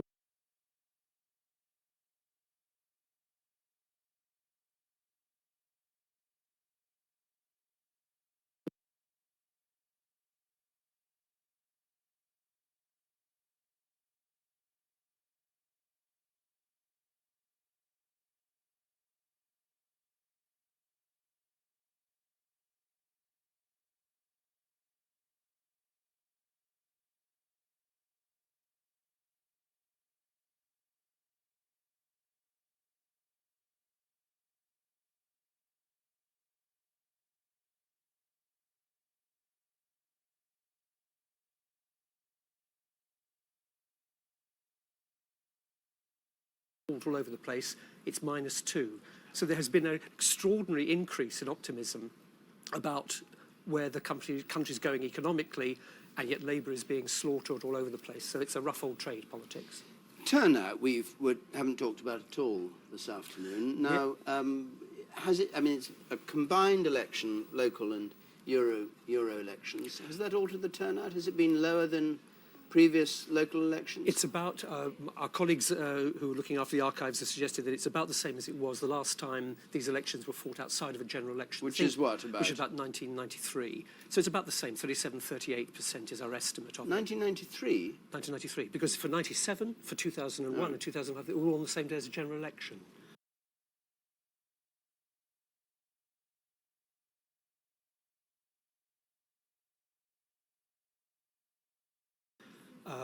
So I think that seems fairly respectable, but we were hearing from John, of course, that there may well be very strong differences between, if you like, traditional Labour areas and Conservative. Sorry, what are you saying the turnout is this We time? estimate it's about 37-38% in the areas where there were local elections. Of course, in certain parts of the country where there are only European elections, we don't know whether that position is going to be obtained. It may be likely in certain of those areas the turnout will be lower for the European, because people will be motivated to go for the council. But the election, the turnout figures that I have for England, say, last year were 35 roughly. Yes. 36 and a bit before, 36. And then, of course, 2005, 63%. Yes. General election. Yes. What are you saying they are this time? We're saying Why are you it's talking about about 93? I was talking about 93 was the last, comparing these elections, forgive me, comparing these elections with the last time they were fought outside of a general election. Oh, I see. Sorry. That's way back. Yes. But I was born then, David.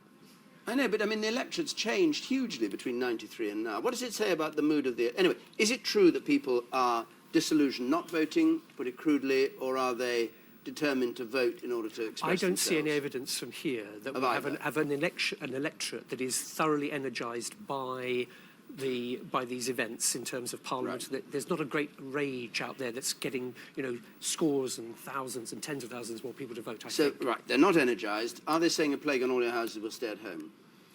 Not any more than they used to. I think some evidence that maybe in Labour areas, the Labour's taking a big hit in terms of differential turnout. And of course, in the European elections, a lot of people who voted for the party system here, for the locals, may well feel released and relaxed about voting for other parties.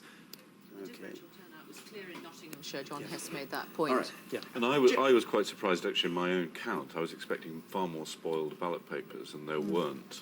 So both the turnout was looking fairly typical, and, in fact, people were expressing a positive preference for one party or another. Let's join Jeremy. Jeremy.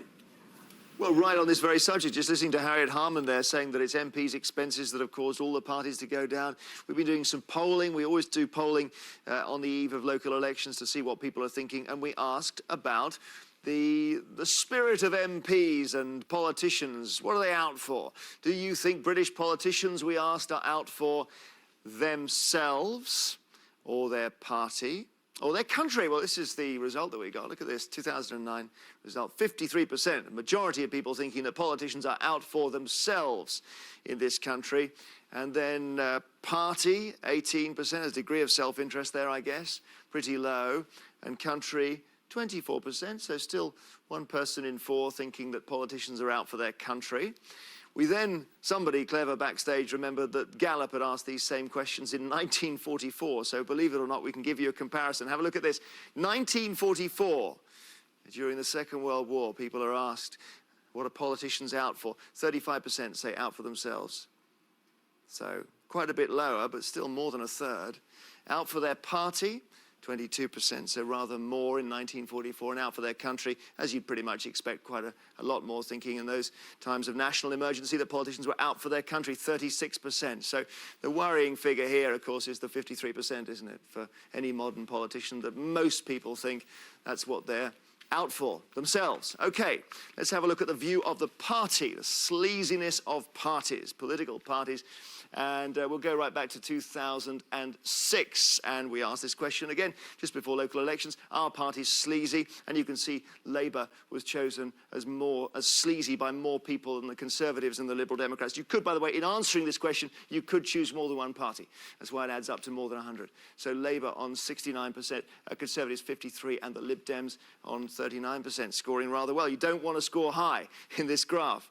2007, a couple of years ago, Labour coming down. They had the cash for questions period there, Labour. That's maybe why they were scoring so high, and it was the tail end of Tony Blair, and there was all that disillusion creeping around. So they then started to settle down a bit. All the parties got better scores coming down, fewer people saying that they were sleazy. And then it starts to creep back up again, 2008. So we see Labour and the Conservatives, 46%, Lib Dems, 35%. And then watch what happens this year, just as we were preparing for this big vote in the local elections. Up it comes again, 62% for Labour, 55% for the Conservatives. And Lib Dems not coming up quite so quickly on 39%, but all the parties clearly affected by, or it seems, affected by the expenses scandal, so they're bouncing back to where they were, and none of them will be happy with those scores. Well, thank you very much. How I hate helicopters clattering around over Westminster, but there's our helicopter joining the melee and showing us a delicious view of Downing Street and Number 10. Clatter, clatter, clatter, clatter. If it's not the police or the royal family, it's the BBC. Anyway, a crowd standing outside Number